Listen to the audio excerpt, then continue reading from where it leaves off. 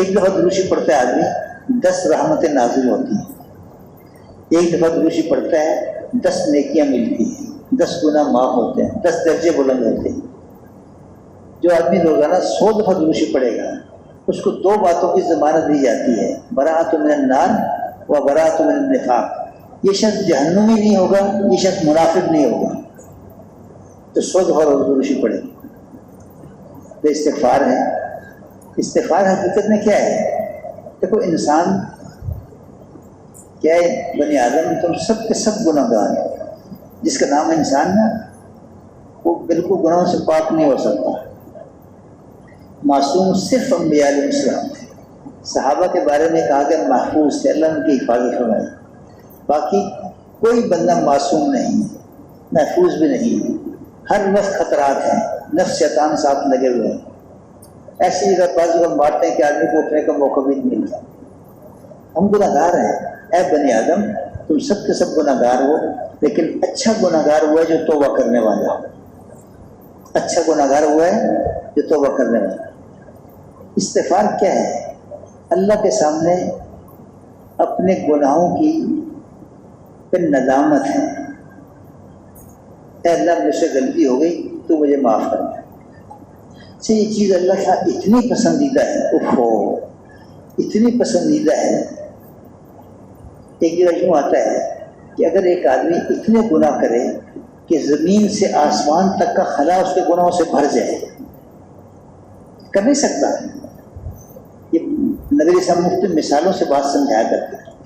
اگر اتنے گناہ کر لے کہ زمین آسمان کے درمیان کا خلا اس کے گناہوں سے بھر جائے اور اللہ کے دربار میں آ کے کہے کہ اللہ مجھ سے غلطی ہوگی معاف کر دیں، تو اللہ کیا فرماتے ہیں؟ میں سب معاف کر دوں، مجھے کوئی پرواہ نہیں۔ کیسا مہربان ہے۔ دیکھو ایسے اللہ سے آدمی دوستی نہ لگائے، یہ کتنی محرومی کی بات ہے۔ اور دوستی لگانے کے، دل لگانے کے قابل تو اللہ ہی کی ذات ہے۔ اللہ سے دل لگائیں، اللہ سے دوستی لگائیں، مزے کریں گے۔ بھائی جس کا اللہ سے رابطہ ہوگا اس کو کیا ضرورت باقی رہے گی؟ کہ جو فجر کی نماز جماعت سے پڑھتا ہے وہ اللہ کی ذمہ داری میں آ گیا۔ بھائی سے فرمایا کرتے تھے جب فجر کی نماز جماعت سے پڑھو خوش ہو جایا کرو کہ آج میں اللہ کی ذمہ داری میں آ گیا۔ اب مجھے کیا حاجت ہے کسی کی؟ بھائی جو اللہ کی ذمہ داری میں آ گیا اس کی کوئی ضرورت باقی رہی؟ سارے کام بن جائیں، سارے کام بن جائیں۔ تو اس سے اللہ کا ذکر کرنا، صبح بھی شام بھی تلاوت کرنا، اللہ کا کلام ہے۔ قرآن کیا ہے؟ کلام اللہ۔ اللہ نے اپنے بندوں سے باتیں کی ہیں، مجھے آپ سے باتیں کی ہیں، وہ قرآن ہے۔ اس کو مزے لے لے کے محبت سے پڑھنا اللہ کے کلام۔ ایک درجہ اس کا یہ ہے کہ اس کے حروف کو، الفاظ کو صحیح پڑھنا سیکھیں، اس کے الفاظ کو صحیح پڑھنا سیکھیں۔ پھر اللہ توفیق دے تو علم والوں سے اس کے مطلب سیکھیں، اس کے معنی سیکھیں، اس کی مراد کو سیکھیں کہ اس سے کیا مراد ہے۔ یہ اللہ نے ہمارے لیے نازل کیا نا، اور ہمیں کچھ پتہ نہیں ہم کیا پڑھ رہے ہیں۔ پڑھ رہے ہیں، ثواب مل رہا ہے، لیکن ہم کیا پڑھ رہے ہیں خود ہمیں پتہ نہیں۔ عجیب بات نہیں؟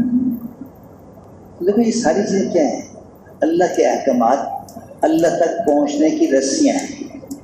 اللہ کے احکامات اللہ پاک تک پہنچنے کی رسیاں ہیں، جن کے ذریعے سے بندہ اللہ تک پہنچ سکتا ہے۔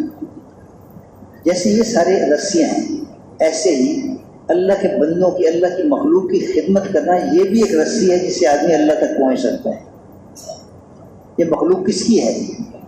اللہ کی۔ اچھا اللہ خود فرما رہے ہیں کہ ساری مخلوق میرا کنبہ ہے۔ کیا یہ ساری مخلوق کیا ہے؟ میرا کنبہ ہے، اللہ کا ہے، اللہ کی عیال ہے۔ اور اللہ کو وہ آدمی بہت اچھا لگتا ہے جو اللہ کے کنبے کے ساتھ اچھا برتاؤ کرتا ہے، اسے ہر مخلوق سے۔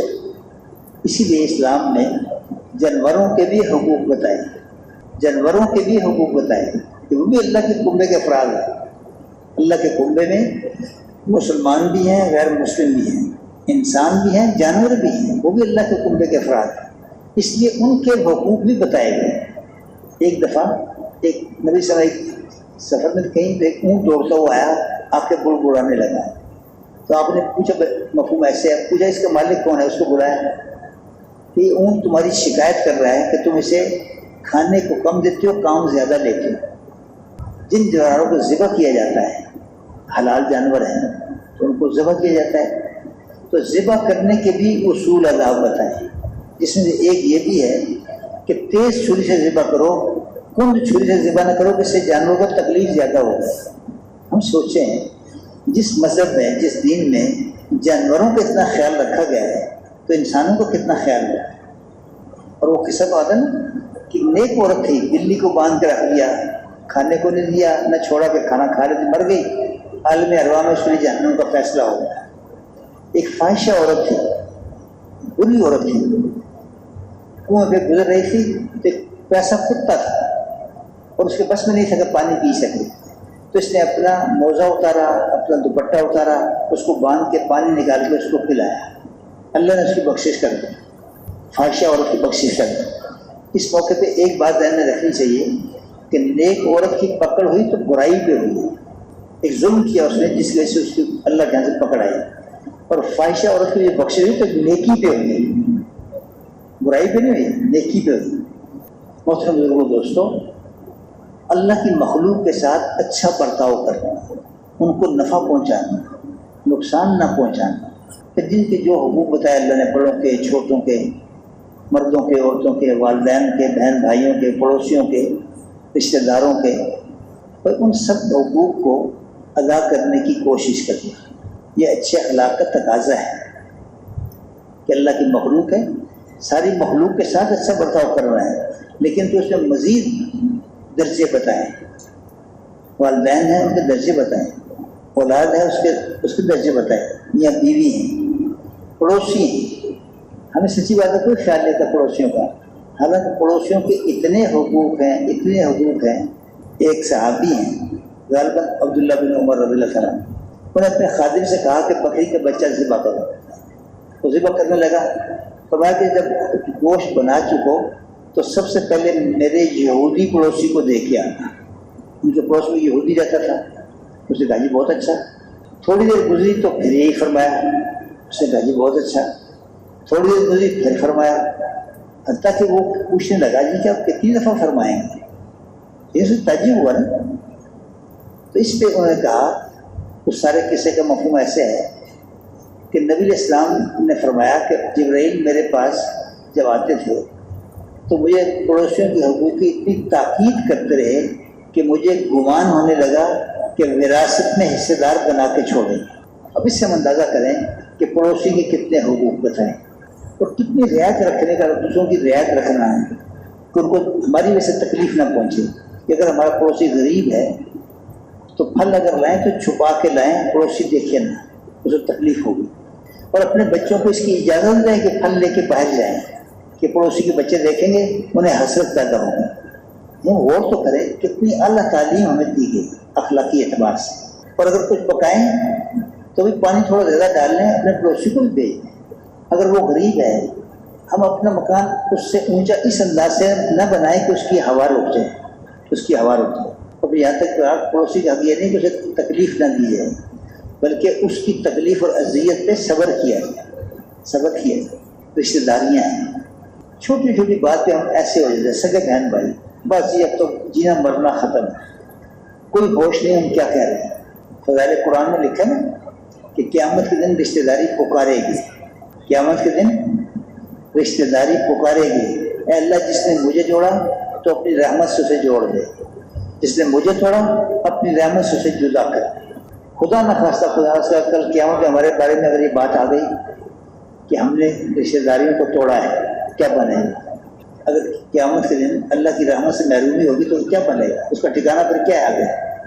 چھوٹی چھوٹی باتوں میں سگے رشتہ دار، سگے بہن بھائی آپس میں ایسے ہو جاتے ہیں، بس یہ ختم ہے، جینا مرنا ختم ہے، کچھ خیال نہیں آتا کہ ہم کیا کہہ رہے ہیں۔ اس کا بھگتان کل کتنا مشکل ہوگا۔ یہ رشتے اللہ نے بنائے ہیں، رشتے کس نے بنائے ہیں؟ اور رشتوں کو نبھانے کا حکم دیا ہے۔ ایک موقع پہ نبی علیہ السلام نے حضرت علی سے فرمایا، اس کا مفہوم ایسا ہے کہ علی میں تجھے اولین آخرین کے بہترین اخلاق نہ بتاؤں؟ ایک بڑے اس جملے پہ غور فرمائیں، اولین آخرین کے بھی بہترین اخلاق، ہم کہیں ضرور بتائیں۔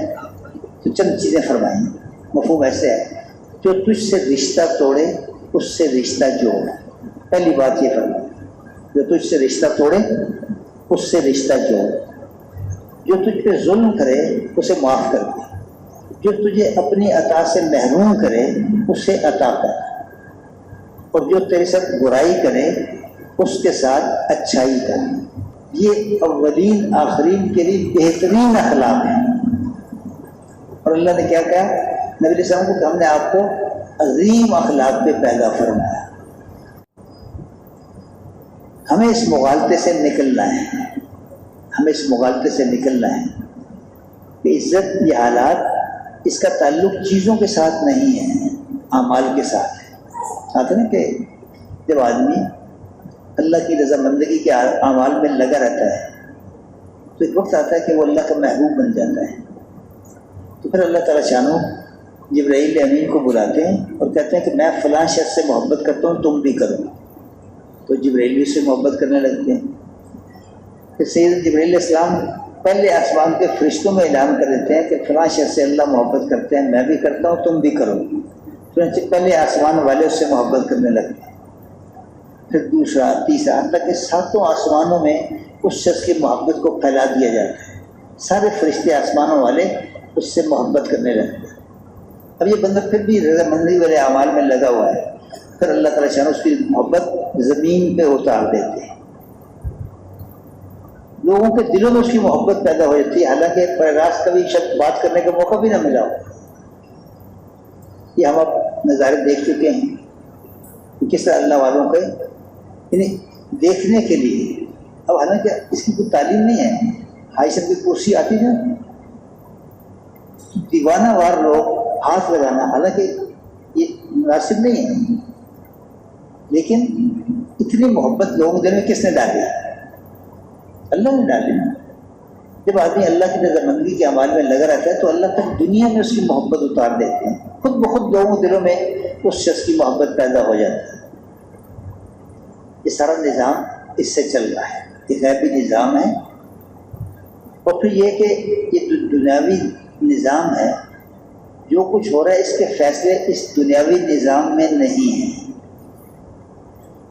دنیا میں جو کچھ ہو رہا ہے امن ہو رہا ہے جنگ ہو رہی ہے خانہ جنگی ہو رہی ہے فاقہ ہو رہا ہے غربت ہے عمارت ہے مہنگائی ہے سختائی ہے اس کے فیصلے اس زمینی نظام میں نہیں ہیں. یہ حکومتوں کے فیصلوں سے مہنگائی یا سختائی نہیں ہوتی. فیصلے آسمانی نظام میں ہوتے ہیں. فیصلے کہاں ہوتے ہیں؟ اور جو فیصلے آسمانوں پہ ہو جاتے ہیں وہ دنیا میں نافذ ہو کے رہتے ہیں. اسے کوئی روک نہیں سکتا. وہ جو اعمال جا رہے ہیں نا صبح شام آسمان پہ جا رہے ہیں ان اعمال کی بنیاد پہ اللہ کے ہاں سے فیصلے اترتے ہیں. اگر اچھے اعمال کثرت سے ہوتے ہیں تو اللہ پاک کی طرف سے اچھے فیصلے اترتے ہیں. خدا نخواستہ اور بگڑے ہوئے اعمال کثرت سے جاتے ہیں تو اللہ کی طرف سے بگاڑ کے فیصلے اترتے ہیں. اور وہ جو فیصلے آسمانوں پہ ہو گئے اب ساری دنیا کی حکومتیں مل کے ان فیصلوں کو بدل نہیں سکتی. وہ کرے گا. اگر بدعمالی کی وجہ سے سیلابوں کے فیصلے ہو گئے سیلاب آ کے رہے. زلزلوں کے فیصلے ہو گئے زلزلے آ کے رہے. خانہ جنگیوں کے فیصلے ہو گئے خانہ جنگیاں ہو کے رہیں گی جنگ ہو کے رہے گی. اگر آسمانوں میں امن کے فیصلے ہو گئے یہ سارے لڑنے سے نہیں لڑ سکیں گے امن ہو کے رہے گا. فیصلے آسمانی نظام میں ہیں. دنیاوی نظام میں فیصلے نہیں ہیں. ان فیصلوں کا نفاذ ہے. جو فیصلے ہو گئے وہ دنیا میں نافذ ہو کے رہیں. تو یہ بڑی بنیادی چیزیں ہیں. جب تک ان سب چیزوں کے بارے میں ہمارا دل دماغ صاف نہیں ہوتا ہم صحیح راستے پہ جم نہیں سکتے. اس لیے کہ دنیا ہے جگہ جگہ ٹکراؤ ہوگا ان چیزوں کا. جو ہم کہہ رہے ہیں اس کا ٹکراؤ ہوگا دنیا کے نظام کے ساتھ. تو جب تک ہم اس بارے میں بالکل دل دماغ ہمارا صاف نہیں ہوگا ہم نہیں چل سکیں. اس لیے کہتے ہیں محنت کر کے ہمیں یقین بنانا ہے. یقین بنانا ہے اس پہ یقین کرنا ہے کہ یہ جو باتیں اللہ رسول کی طرف سے ملی ہیں یہ حق ہے سچ ہے. ایسا ہی ہوگا ایسا ہی ہوگا اس کے خلاف نہیں ہوگا. اگر یہ بات یقین کے درجے میں دل میں اتر جاتی ہے تو پھر آدمی مضبوطی سے دین پہ چل سکتا ہے، مضبوطی سے دین پہ چل سکتا ہے۔ اگر یہ باتیں یقین مضبوط نہ ہوا پھر نہیں چل سکیں گے، پھر کبھی ادھر لڑکیں گے، کبھی ادھر جائیں گے، کبھی سیدھا بھی چل لیں گے۔ اس یقین کے ساتھ جب ہم اعمال میں لگیں گے، کیونکہ زندگی بننے کا سامان تو اعمال ہے جو اللہ نے نبی علیہ السلام کے سے امت کو عطا فرمائے۔ جب ہم ان اعمال کو اختیار کریں گے، اس پہ خوش ہو کے اللہ ہماری زندگی بنا دیں گے، دنیا کی بھی بنا دیں گے، آخرت کی بھی بنا دیں گے۔ دین والے اعمال پہ دنیا بھی بنتی ہے، آخرت بھی بنتی ہے۔ یہی ہمارا مطلوب ہے، دنیا بھی اچھی ہو جائے، آخرت بھی اچھی ہو جائے۔ تو اس کا ایک ہی ذریعہ ہے، وہ دین والی زندگی، اعمال والی زندگی۔ جیسے کہ جو کچھ دنیا میں ہو رہا ہے سب اعمال پہ مرتب ہو رہا ہے، اعمال پہ مرتب ہو رہا ہے۔ ایک دفعہ نبی علیہ السلام تشریف فرما تھے، کسی نے آ کے خبر دی کہ یا رسول اللہ فلاں آدمی کا مال سمندر کے کنارے تھا، لہروں نے اسے ضائع کر دیا، لہروں نے اسے ضائع کر دیا۔ آپ نے ارشاد فرمایا، اس کے مفہوم ایسے ہے، کوئی مال خشکی تری میں ضائع نہیں ہوتا مگر یہ کہ اس کی زکوٰۃ روک لی جائے۔ اب اس نقصان کو ظاہری طور پر نقصان ہے سمندر کی لہریں اٹھنے سے، اور حضور اس کو کس کے ساتھ منسوخ کر رہے ہیں اس نقصان کو؟ زکوٰۃ کے نہ دینے سے۔ جب آدمی زکوٰۃ نہیں دیتا تو اس کا مال غیر محفوظ ہو جاتا ہے۔ اور پھر فرمایا کہ زکوٰۃ دے کے اپنے مالوں کی حفاظت کرو اور صدقے سے اپنے بیماروں کا علاج کرو۔ بیماری ایک حال ہے، اللہ کی طرف سے اللہ ہی اس کو دور کریں گے۔ اس کا علاج کیا ہوتا ہے؟ جیسے دوائی سبب ہے بیمار ہونے میں، علاج کرنا سبب ہے، ایسے ہی صدقہ کرنا بھی سبب ہے۔ نماز پڑھ کے اللہ سے دعا کرنا بھی سبب ہے، استغفار کرنا بھی سبب ہے، اور یہ اعلیٰ اسباب ہے۔ بیماری میں یہ اسباب، یہ اعلیٰ اسباب ہے، یہ اس کی نفی نہیں ہے، اس کے مقابلے میں اس سے اعلیٰ اسباب کی دعوت ہے، اعلیٰ اسباب کی دعوت ہے۔ کہتے ہیں کہ اگر حکومت اسلامی ہو تو بعض ایسے غلطیاں ہیں، جرائم ہیں، گناہ ہیں جس پہ حد جاری کی جاتی ہے۔ کہیں جب ایک حد جاری کی جاتی ہے تو اس کی وجہ سے اتنی سرسبزی، اتنی خوشحالی آتی ہے کہ اگر 40 سال تک بارشیں اپنے وقت پہ ہوں، 40 سال تک بارشیں اپنے وقت پہ ہوں، تو اس سے جتنی خوشحالی آئے گی اتنی ایک حد کے جاری کرنے سے اللہ کی طرف سے آتی ہے۔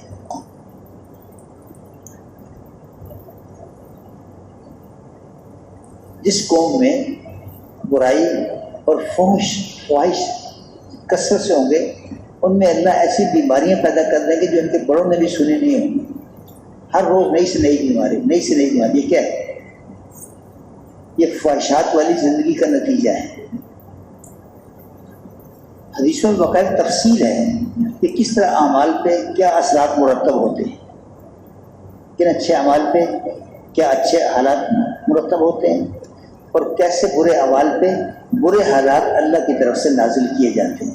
تفصیل ہے اس کی پوری حدیثوں میں۔ تو اب یہ کہ ہماری زندگی اعمال پہ آ جائے، اس کے لیے اللہ نے ہمیں جو نماز عطا فرمائی ہے نا، وہ ایک بڑا زبردست ذریعہ ہے پوری زندگی کو اعمال پہ لانے کا۔ اس لیے کہ نماز یہ اللہ کے دربار کی حاضری ہے۔ نماز کیا ہے؟ اللہ کے دربار کی حاضری ہے۔ کہتے ہیں جب بندہ نماز میں داخل ہوتا ہے تو اس کے اور اللہ کے درمیان کے سارے پردے ہٹ جاتے ہیں، سارے پردے ہٹ جاتے ہیں، براہ راست یہ بندہ اللہ کے دربار میں کھڑا ہوتا ہے۔ اب ہم اس کو سوچیں کہ جو اللہ کے دربار میں ایک چیز پیش کرنی ہے اس کو کتنا خوبصورت بنا کے پیش کرنا چاہیے۔ تو اللہ کے دربار میں پیش کر رہے ہیں نا، تو کتنا اس کو خوبصورت بنا کے سجا کے پیش کریں کہ اللہ پاک کیا قبول ہو جائے۔ ایک یہ کہ اللہ اکبر کہہ کے ہاتھ باندھے اور سلام کرنے پر پتہ چلا کہ نماز پوری ہوگی، بیچ میں کہاں تھے کچھ خبر نہیں، کہاں کہاں گھومتے رہے ہم، اپنا شہر گھوم آئے، گھر دکان دفتر دنیا گھوم آئے ہے نماز چل رہی ہے، نہیں، ہمیں محنت کر کے اپنی نماز کو اچھا بنانا. ایک مثال دیا کرتے ہیں پہلے کہ ایک تصویر ہے شیر کی، ایک تصویر شیر کا کھلونا ہے اور ایک حقیقی شیر ہے. ان چیزوں کو فرق ہے یا نہیں ہے؟ تصویر والا شیر اس سے بچہ بھی نہیں ڈرتا، کھلونے والے شیر سے بھی بچہ نہیں ڈرتا، اور اس کو ٹھوڈا مارتا ہے، کک لگاتا ہے، وہ پھینک دیتا ہے. اور حقیقی شیر آ جائے تو بڑے بہادر بھی بھاگ جائیں گے. ایسے ہی ایک نماز ہے، ہم نے فرائض واجبات پورے کر دیے، مفسدات نماز سے بچے تو ٹھیک ہے، ایک فرض ذمے سے ادا ہو گیا، اب قرض نہیں رہا. ایک یہ ہے کہ وہ حقیقت والی نماز، کسی واقعی آدمی جب کھڑا ہو تو اسے خیال ہو کہ میں اللہ کے سامنے کھڑا ہوں اور میں جو کچھ پڑھ رہا ہوں، تسبیح کر رہا ہوں، اللہ سن رہے ہیں، اور میرے قیام کو، رکوع کو، سجدے کو اللہ پاک دیکھ رہے ہیں، اور اللہ میرے بالکل قریب ہیں، میری اشارت سے بھی زیادہ قریب ہے. اس دھیان کے ساتھ نماز پڑھنا، تو ان دونوں نمازوں میں زمین آسمان کا فرق ہے.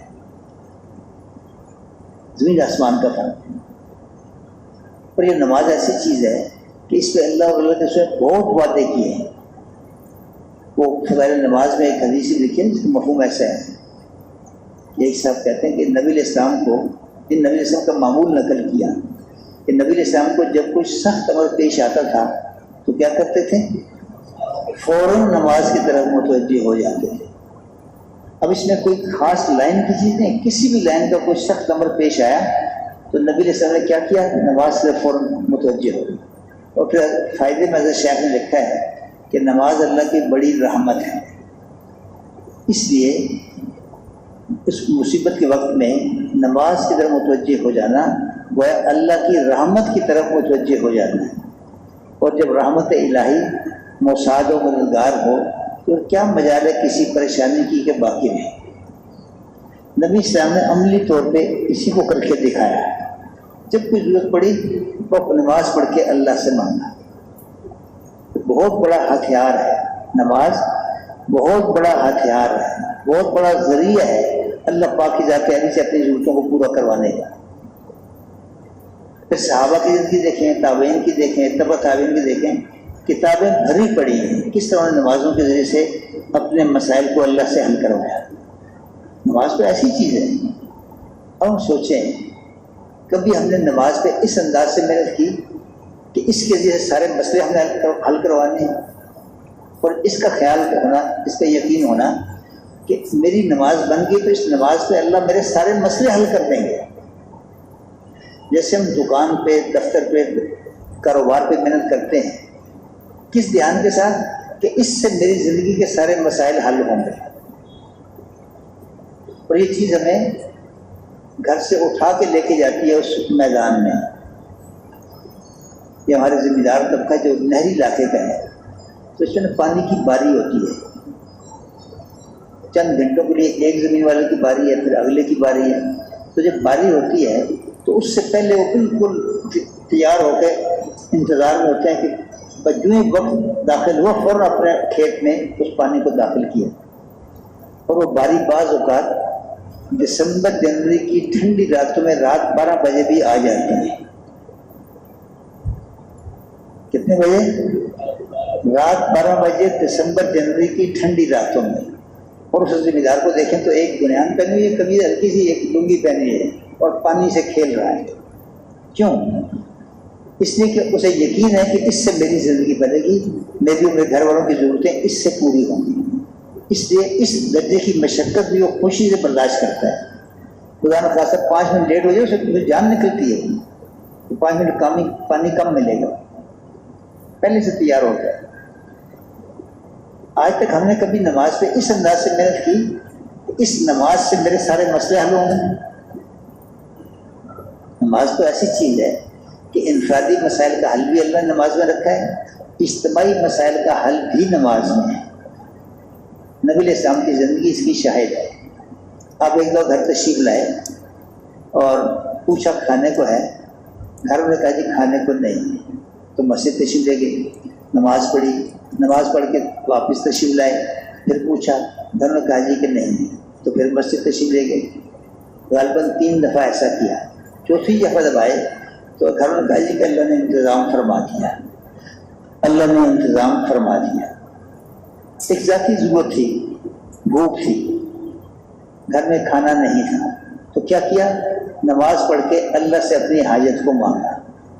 اسی میں ایک چیز اور بھی قابل غور ہے جس کو علماء فرماتے ہیں، ہم بھی یہ سن کے بعض اوقات جب مصیبتیں پڑتی ہیں تو نفل پڑھتے ہیں، لیکن کیا کرتے ہیں 2 نفل پڑھے، کام ہوا نہیں ہو، پھر بھاگ کے اپنے اس نظام کی طرح۔ اس سے علماء فرماتے ہیں کہ ایک یہ بھی سنت ملتی ہے کہ جب تک کام ہو نہ جائے نماز پڑھتے رہے۔ بار بار جو پڑھا 3 دفعہ حضور کی نماز، تو یہ امت کے لیے تعلیم تھی کہ یہ نہیں کہ 2 نفل پڑھے، کام نہیں ہو، بھاگ کے پھر دوسری طرف نہیں، مسلسل پڑھیں، مسلسل 2 نفل، پھر 2 نفل پڑھیں، پھر 2 نفل پڑھیں۔ مولانا یوسف رحمۃ اللہ علیہ ایک بات فرمایا کرتے تھے کہ تمہارے چھوٹے موٹے مسائل، غور سے سنیے گا، تمہارے چھوٹے موٹے مسائل وہ تو اللہ تعالیٰ شانو استنجا وضو کی سنتوں پہ حل کر دیں گے۔ کیا یہ تمہارے چھوٹے موٹے مسائل وہ تو اللہ تعالیٰ شانو تمہارے وضو استنجا کی سنتوں پہ حل کر دیں گے، نماز تو بڑے بڑے میدانوں کو سر کرنے کے لیے۔ بدر کی فتح کس پہ ہوئی؟ کوئی مقابلے کی شکل نہیں تھی، یہ 313 ہیں، وہ 1000 ہیں، وہ مسلح ہیں، ان کے پاس ہتھیار نہیں ہے، یعنی کوئی ہتھیار جو سب کے ہتھیار تھے، تلوار، تیر، جو بھی ہتھیار تھے، ڈھال، 12 سے کم تعداد میں تھے۔ 313 کے پاس بھی ہر آدمی کے پاس اسلحہ نہیں تھا جو اس وقت کے اسلحے تھے۔ ان 313 میں سے تلواریں 8 تھیں، ایسے باقی کوئی ہتھیاری 12 کے عدد کو نہیں پہنچتا تھا۔ یہ فاقوں کو مارے ہوئے ہیں، نہیتے ہیں، کچھ پلے نہیں، تعداد بھی 3 گنا زیادہ مقابلے میں۔ حتیٰ کہ نبی علیہ السلام پہ بھی اس کا اثر ہوا، اور آپ نے پھر دعا میں یہ بات عرض کی اللہ سے کہ اللہ اگر یہ چھوٹی سی جماعت آج ختم ہو گئی تو قیامت تک تیری عبادت کرنے والا کوئی نہیں رہے گا۔ ان ساری زندگی اب تک کا محنت کا خلاصہ اس میدان میں تھا، اور خدا نہ خواستہ اگر یہ جماعت مٹھی ہے تو سارا کام ختم ہے۔ پھر اگلا کام کیا کیا کہ ساری رات آپ نماز پڑھتے رہے، دعا کرتے رہے، نماز پڑھتے رہے، دعا کرتے رہے، حتیٰ کہ فجر کے وقت میں حضرت ابوبکر صدیق آپ کے خیمے میں حاضر ہوئے اور عرض کہ یا رسول اللہ اب بس کر لیجیے، اللہ کی مدد آ جائے۔ پھر اللہ پاک نے اتارا کہ ہم 1000 فرشتے بھیج دیں۔ وہ 1000 کو غیر مسلم کافر کیا کہا 1000 فرشتے بھیج دیں، فرشتہ تو ایک بھی کافی تھا، اب دل جوئی کے لیے۔ پھر کچھ وقفے کے بعد کہا 3000 بھیج دیں، پھر کہا 5000 بھیج دیں، اور پھر اگلی بات کیا فرق، ہم خود آ رہے ہیں، ہم خود آ رہے ہیں۔ اور پھر آپ کو بتایا گیا، آپ نے پھر سے وہ باہر نکل کے نشان لگائے، یہاں فلاں کافر مر کے گرے گا، یہاں فلاں گرے گا، فلاں، اور پھر صحابہ کہتے ہیں نے دیکھا جیسے نبی صلی اللہ علیہ وسلم نے نشان لگائے تھے وہیں وہ کافر مر کے گرے، اور 313 کو اللہ نے فتح دی۔ اور یہ وہ غزوہ ہے جس میں فرشتوں نے بھی قتال کیا، فرشتوں نے بھی قتال کیا۔ یہ فتح کس پہ ہوئی؟ نماز پہ ہوئی۔ نماز پڑھ کے اللہ سے مانگا، ساری رات مانگتے رہے، اللہ نے فتح دے دی۔ تو اللہ تو کسی اس کے پابند نہیں ہے، محتاج نہیں ہے کہ اسلحہ دے کے مروائیں، تعداد ان کی بڑھا دیں، ایسی بات نہیں ہے۔ پہلے تھوڑی تعداد سے فتح دے دیں، تھوڑے عرصے سے فتح دے دیں، جیسے چاہیں کر دیں۔ اور یہ بھی 1000 3000 5000 تو تسلی کے لیے تھا، ورنہ اللہ کے لیے اس کی کیا حیثیت ہے؟ اللہ کا ایک حکم ہی کافی ہے، ایک حکم ہی کافی ہے۔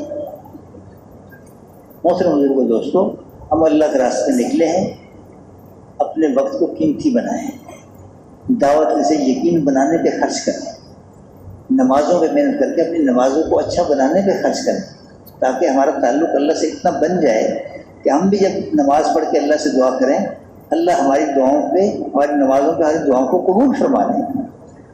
دیکھو جس نے کلمہ نماز بنا لیا، یقین بنا لیا، نماز بنا لی، وہ اس کی زندگی بن گئی، مزے کرے گا، ساری زندگی مزے کرے گا، پھر وہ ان ظاہری نظاموں کا زیادہ پابند نہیں رہے گا، اللہ غیب کے خزانوں سے اس کے نظام کو چلائیں۔ اور اس کی ریتیاں ہیں کہ پھر اس کو تھوڑا سیکھنا پڑے گا، اس لیے کہ اسلام کا تعلق تو پوری زندگی سے ہے، جیسے عبادت سے ہے، عقائد سے ہے، ایسے کمائی سے بھی ہے، خرچ کرنے سے بھی ہے، معاشرت سے بھی ہے، معاملات سے، اخلاق سے، زندگی کے ہر حصے سے، ہر شعبے کے ساتھ اسلام والے اعمال اور احکامات کا تعلق ہے۔ اس لیے ہمیں اپنی زندگی کے بارے میں اللہ والے علم کو سیکھنا ہوگا، اپنے حصے کے علم کو۔ سارا علم سیکھنا سب کے لیے ضروری نہیں ہے، لیکن اپنے حصے کا علم سیکھنا ہر شخص کے لیے ضروری ہے، ہر شخص کے لیے ضروری ہے۔ تو اس علم کو سیکھنا کہ جو کام میں کرتا ہوں صبح سے شام تک، اس میں اللہ کے احکامات کیا ہیں، نبی علیہ السلام کے طریقے کیا ہیں، اس کو سیکھنا ہوگا۔ اور یہ سیکھنا کس لیے ہے؟ کرنے کے لیے ہے، معلومات بڑھانے کے لیے سیکھنا نہیں ہے، کرنے کے لیے سیکھنا ہے۔ تیسرا نمبر ہمارا کیا ہے تبلیغ کا؟ علم و ذکر، یہ ایک نمبر ہے، دو نمبر نہیں ہے۔ اس کو ایک نمبر بھی بیان کرتے ہیں۔ تیسرا نمبر علم و ذکر ہے۔ کیا مطلب؟ علم کیا ہے؟ کس وقت میں، کس جگہ پہ، کس حال میں اللہ کا حکم کیا ہے، اور نبی علیہ السلام نے اس کو کس طریقے سے پورا کیا، اسے معلوم کرنا علم ہے، اور اس کے مطابق کرنے میں لگ جانا یہ ذکر ہے۔ اس کے مطابق کرنے میں لگ جانا یہ ذکر ہے، اس لیے اس کو اکٹھا رکھا گیا۔ سیکھنا بھی ہے، کرنا بھی ہے۔ سیکھنا کرنے کے لیے ہے، سیکھنا سیکھنے کے لیے نہیں ہے کہ معلومات زیادہ ہو جائے، نہیں، کرنے کے لیے، تاکہ جو کرنا ہے اس کو ہم کر سکیں، ٹھیک طریقے پہ کر سکیں، ٹھیک طریقے پہ کر سکیں۔ اب یہ چیز حاصل ہوگی ذکر پہ محنت کرنے سے۔ ذکر پہ محنت کرنے سے اللہ ہمیں اپنا دھیان نصیب فرمائیں گے۔ تو ذکر تو ہے ہی اس لیے تاکہ آدمی کا تعلق ہر وقت اللہ سے جڑا رہے، کیونکہ جب تک آدمی کے ہونٹ اللہ کے ذکر میں حرکت کرتے رہتے ہیں، اللہ پاک کی رحمت اس پہ برستی رہتی ہے۔ پھر یہ کہ ذکر کی جتنی چیزیں ہیں وہ سب بندے کو اللہ کی طرف متوجہ کرنے والی ہیں۔ ہم پڑھتے ہیں سبحان اللہ، اے اللہ کمی تجھ میں کوئی نہیں، ہر کمی سے پاک ہے، سبحان اللہ۔ الحمدللہ، خوبیاں تجھ میں ساری ہیں، خوبیاں تجھ میں ساری ہیں۔ لا الہ الا اللہ، جب کمی تجھ میں کوئی نہیں، خوبیاں تجھ میں ساری ہیں، ہم تجھی سے محبت کریں گے، تجھی سے جی لگائیں گے، تیرا ہی کہا مانیں گے۔ اللہ اکبر، اے اللہ تو سب سے بڑا ہے، اے اللہ تو سب سے بڑا ہے۔ تو مزے لے لے کے تیسرا کلمہ پڑھیں، مزے لے لے کے جب اس انداز سے کلمہ پڑھیں گے تیسرا کلمہ، تو اللہ تک دھیان جائے گا نہیں جائے گا؟ ہم اللہ کو مخاطب کر کے ہیں کہ اللہ تک کمی تجھ میں کوئی نہیں، خوبیاں تجھ میں ساری ہیں، ہم تجھی سے محبت کریں گے، تجھ سے جی لگائیں گے، تیرا ہی کہا مانیں گے، بے شک تو سب سے بڑا ہے۔ تیسرے کلمے کی ایک عجیب فضیلت ہے جو فضائل میں لکھی ہے، فضائل ذکر میں، کہ جب آدمی ان کلمات سے اللہ کا ذکر کرتا ہے تو یہ کلمات عرش کے چاروں طرف گشت لگاتے ہیں، ان کی ہلکی سی آواز بن بناہٹ ہوتی ہے، اور یہ اپنے پڑھنے والے کا تذکرہ اللہ کے ہاں کرتے ہیں۔ پھر آگے بڑا مزیدار جملہ لکھا ہے، کیا تم یہ نہیں چاہتے، کیا تم یہ نہیں چاہتے کہ کوئی تمہارا ذکر خیر کرنے والا اللہ کے ہاں موجود رہے؟ اللہ اکبر، کیسی عجیب بات ہے، کبھی غور کیا ہم نے؟ کتنا عجیب ہے یہ کلمہ۔ اس کی وجہ سے ہمارا ذکر اللہ کے دربار میں ہوتا رہے گا، اور جو ذکر ہوگا، تذکرہ ہوگا، تو اس میں ہم بھی ہمارے باپ کا نام لے کے تذکرہ ہوگا۔ کیسی خوش بختی کی بات۔ اور پھر لا حول ولا قوت الا باللہ العلی العظیم، یہ تو اللہ کے خاص خزانوں سے نازل ہوا ہے۔ اس میں اللہ نے 99 بیماریوں سے شفا رکھی ہے، جس میں سب سے کم درجہ رنج اور غم کا دور ہو جانا ہے. اس وقت ساری دنیا میں مبتلا ہے رنج و غم میں. نام اس کے بدلتے رہتے ہیں، ڈپریشن ہو گیا، یہ ہو گیا، وہ ہو گیا. یہ رنج و غم اس لا حول ولا قوت الا باللہ، اس کا جو سب سے کم 99 بیماریوں سے شفا ہے، اس میں سب سے کم درجے کی بیماری کیا ہے کہ رنج و غم اللہ دور کر دیں گے. پھر درود شریف ہے، اللہ اکبر، تو محبت کے ساتھ حضور پہ درود پڑھا جائے. اللہ کیا فرما رہے ہیں کہ بے شک اللہ اور اس کے فرشتے حضور پہ درود بھیجتے ہیں. اے ایمان والو تم بھی حضور پہ درود و سلام بھیجو. اللہ خود بھیجتے ہیں، اللہ کے فرشتے بھیجتے ہیں. ہماری کتنی خوش بختی کی بات ہے اس عمل میں ہم وہ کام کریں جو اللہ خود کر رہے ہیں. ایک دفعہ دروشی پڑھتا ہے آدمی 10 رحمتیں نازل ہوتی ہیں. ایک دفعہ دروشی پڑھتا ہے 10 نیکیاں ملتی ہیں، 10 گناہ معاف ہوتے ہیں، 10 درجے بلند ہوتے ہیں. جو آدمی روزانہ 100 دفعہ دروشی پڑھے گا اس کو 2 باتوں کی ضمانت دی جاتی ہے، براءۃ من النار و براءۃ من النفاق. یہ شخص جہنمی نہیں ہوگا، یہ شخص منافق نہیں ہوگا. تو 100 دفعہ دروشی پڑھے گا. تو استغفار ہے. استغفار حقیقت میں کیا ہے؟ دیکھو انسان کیا ہے، بنی آدم تم سب کے سب گناہ گار ہیں. جس کا نام انسان نا وہ بالکل گناہوں سے پاک نہیں ہو سکتا. معصوم صرف انبیاء علیہ السلام تھے. صحابہ کے بارے میں کہا کہ محفوظ تھے، اللہ ان کی حفاظت فرمائے. باقی کوئی بندہ معصوم نہیں، محفوظ بھی نہیں. ہر وقت خطرات ہیں، نفس شیطان ساتھ لگے ہوئے ہیں. ایسی جگہ بازو ہم مارتے ہیں کہ آدمی کو اٹھنے کا موقع بھی نہیں ملتا. ہم گناہ گار ہیں. اے بنی آدم تم سب کے سب گناہ گار ہو، لیکن اچھا گناہ گار ہوا ہے جو توبہ کرنے والا ہو. اچھا گناہ گار ہوا ہے جو توبہ کرنے والا. استغفار کیا ہے؟ اللہ کے سامنے اپنے گناہوں کی پھر ندامت ہے. اے اللہ مجھ سے غلطی ہو گئی، تو مجھے معاف کر دے. یہ چیز اللہ کا اتنی پسندیدہ ہے، اتنی پسندیدہ ہے. ایک جگہ یوں آتا ہے کہ اگر ایک آدمی اتنے گناہ کرے کہ زمین سے آسمان تک کا خلا اس کے گناہوں سے بھر جائے، کر نہیں سکتا. یہ نبی صاحب مختلف مثالوں سے بات سمجھایا کرتے ہیں. اگر اتنے گناہ کر لے کہ زمین آسمان کے درمیان کا خلا اس کے گناہوں سے بھر جائے اور اللہ کے دربار میں آ کے کہے کہ اللہ مجھ سے غلطی ہوگی، معاف کر دیں، تو اللہ کیا فرماتے ہیں؟ میں سب معاف کر دوں، مجھے کوئی پرواہ نہیں. کیسا مہربان ہے. دیکھو ایسے اللہ سے آدمی دوستی نہ لگائے، یہ کتنی محرومی کی بات ہے. اور دوستی لگانے کے، دل لگانے کے قابل تو اللہ ہی کی ذات ہے. اللہ سے دل لگائیں، اللہ سے دوستی لگائیں، مزے کریں گے. بھائی جس کا اللہ سے رابطہ ہوگا اس کو کیا ضرورت باقی رہے گی. کہ جو فجر کی نماز جماعت سے پڑھتا ہے وہ اللہ کی ذمہ داری میں آ گیا. بھائی سے فرمایا کرتے تھے جب فجر کی نماز جماعت سے پڑھو خوش ہو جایا کرو کہ آج میں اللہ کی ذمہ داری میں آ گیا. اب مجھے کیا حاجت ہے کسی کو. بھائی جو اللہ کی ذمہ داری میں آ گیا اس کی کوئی ضرورت باقی رہی؟ سارے کام بن جائیں، سارے کام بن جائیں. تو اس سے اللہ کا ذکر کرنا، صبح بھی شام بھی تلاوت کرنا. اللہ کا کلام ہے. قرآن کیا ہے؟ کلام اللہ. اللہ نے اپنے بندوں سے باتیں کی ہیں، مجھے آپ سے باتیں کی ہیں، وہ قرآن ہے. اس کو مزے لے لے کے محبت سے پڑھنا اللہ کے کلام. ایک درجہ اس کا یہ ہے کہ اس کے حروف کو، الفاظ کو صحیح پڑھنا سیکھیں. اس کے الفاظ کو صحیح پڑھنا سیکھیں. پھر اللہ توفیق دے تو علم والوں سے اس کے مطلب سیکھیں، اس کے معنی سیکھیں، اس کی مراد کو سیکھیں کہ اس سے کیا مراد ہے.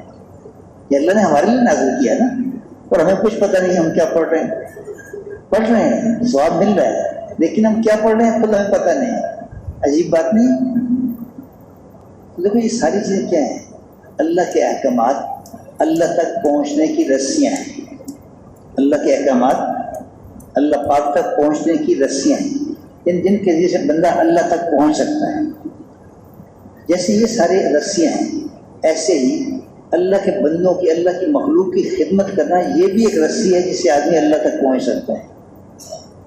یہ مخلوق کس کی ہے؟ اللہ کی۔ اچھا، اللہ کو خود فرما رہے ہیں کہ ساری مخلوق میرا کنبہ ہے۔ کیا یہ ساری مخلوق کیا ہے؟ میرا کنبہ ہے، اللہ کا ہے، اللہ کی عیال ہے۔ اور اللہ کو وہ آدمی بہت اچھا لگتا ہے جو اللہ کے کنبے کے ساتھ اچھا برتاؤ کرتا ہے، اسے ہر مخلوق سے۔ اسی لیے اسلام نے جانوروں کے بھی حقوق بتائے، جانوروں کے بھی حقوق بتائے کہ وہ بھی اللہ کے کنبے کے افراد ہیں۔ اللہ کے کنبے میں مسلمان بھی ہیں، غیر مسلم بھی ہیں، انسان بھی ہیں، جانور بھی ہیں، وہ بھی اللہ کے کنبے کے افراد ہیں۔ اس لیے ان کے حقوق بھی بتائے گئے۔ ایک دفعہ ایک نبی صلی اللہ علیہ وسلم سفر میں کہیں تو ایک اونٹ دوڑتا ہوا آیا، آ کے بڑبڑانے لگا۔ تو آپ نے پوچھا، مفہوم ایسے ہے، پوچھا اس کا مالک کون ہے؟ اس کو بلایا کہ یہ اونٹ تمہاری شکایت کر رہا ہے کہ تم اسے کھانے کو کم دیتے ہو، کام زیادہ لیتے ہو۔ جن جانوروں کو ذبح کیا جاتا ہے، حلال جانور ہیں تو ان کو ذبح کیا جاتا ہے، تو ذبح کرنے کے بھی اصول آداب بتائیں، جس میں سے ایک یہ بھی ہے کہ تیز چھری سے ذبح کرو، کند چھری سے ذبح نہ کرو، کہ اس سے جانوروں کو تکلیف زیادہ ہوگا۔ ہم سوچیں جس مذہب میں، جس دین میں جانوروں کا اتنا خیال رکھا گیا ہے تو انسانوں کو کتنا خیال ہے۔ اور وہ قصہ بات ہے نا کہ نیک عورت تھی، بلی کو باندھ کے رکھ لیا، کھانے کو نہیں دیا، نہ چھوڑا کہ کھانا کھا رہی تھی، مر گئی، عالم ارواح میں اس کے لیے جہنم کا فیصلہ ہو گیا۔ ایک فاحشہ عورت تھی، بری عورت تھی، کنویں پہ گزر رہی تھی تو ایک پیاسا کتا تھا اور اس کے بس میں نہیں تھا کہ پانی پی سکے، تو اس نے اپنا موزہ اتارا، اپنا دوپٹہ اتارا، اس کو باندھ کے پانی نکال کے اس کو پلایا۔ اللہ نے اس کی بخشش کر دی، فاحشہ عورت کی بخشش کر دی۔ اس موقع پہ ایک بات ذہن میں رکھنی چاہیے کہ نیک عورت کی پکڑ ہوئی تو برائی پہ ہوئی، ایک ظلم کیا اس نے جس وجہ سے اس کی اللہ کے یہاں سے پکڑ آئی، اور فاحشہ عورت کی بخشش ہوئی تو نیکی پہ ہوئی، برائی پہ نہیں ہوئی، نیکی پہ ہوئی۔ محترم بزرگوں، دوستوں، اللہ کی مخلوق کے ساتھ اچھا برتاؤ کرنا، ان کو نفع پہنچانا، نقصان نہ پہنچانا، کہ جن کے جو حقوق بتائے اللہ نے، بڑوں کے، چھوٹوں کے، مردوں کے، عورتوں کے، والدین کے، بہن بھائیوں کے، پڑوسیوں کے، رشتہ داروں کے، اور ان سب حقوق کو ادا کرنے کی کوشش کرنا، یہ اچھے اخلاق کا تقاضا ہے کہ اللہ کی مخلوق ہے، ساری مخلوق کے ساتھ اچھا برتاؤ کر رہا ہے، لیکن تو اس میں مزید درجے بتائیں، والدین ہیں ان کے درجے بتائیں، اولاد ہے اس کے درجے بتائیں، یا بیوی ہیں، پڑوسی ہیں۔ ہمیں سچی بات ہے کوئی خیال نہیں تھا پڑوسیوں کا، حالانکہ پڑوسیوں کے اتنے حقوق ہیں، اتنے حقوق ہیں۔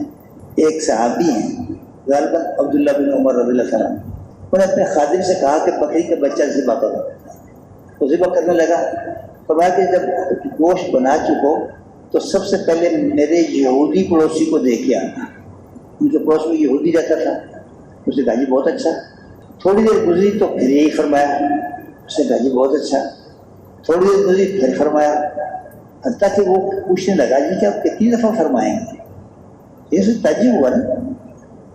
تو اس پہ انہوں نے کہا، اس سارے قصے کا مفہوم ایسے ہے کہ نبی علیہ السلام نے فرمایا کہ جبرائیل میرے پاس جب آتے تھے تو مجھے پڑوسیوں کے حقوق کی اتنی تاکید کرتے رہے کہ مجھے گمان ہونے لگا کہ وراثت میں حصے دار بنا کے چھوڑیں۔ اب اس سے ہم اندازہ کریں کہ پڑوسی کے کتنے حقوق بتائیں اور کتنی رعایت رکھنے کا، دوسروں کی رعایت رکھنا ہے کہ ان کو ہماری وجہ سے تکلیف نہ پہنچے۔ کہ اگر ہمارا پڑوسی غریب ہے تو پھل اگر لائیں تو چھپا کے لائیں، پڑوسی دیکھے نہ، اسے تکلیف ہوگی۔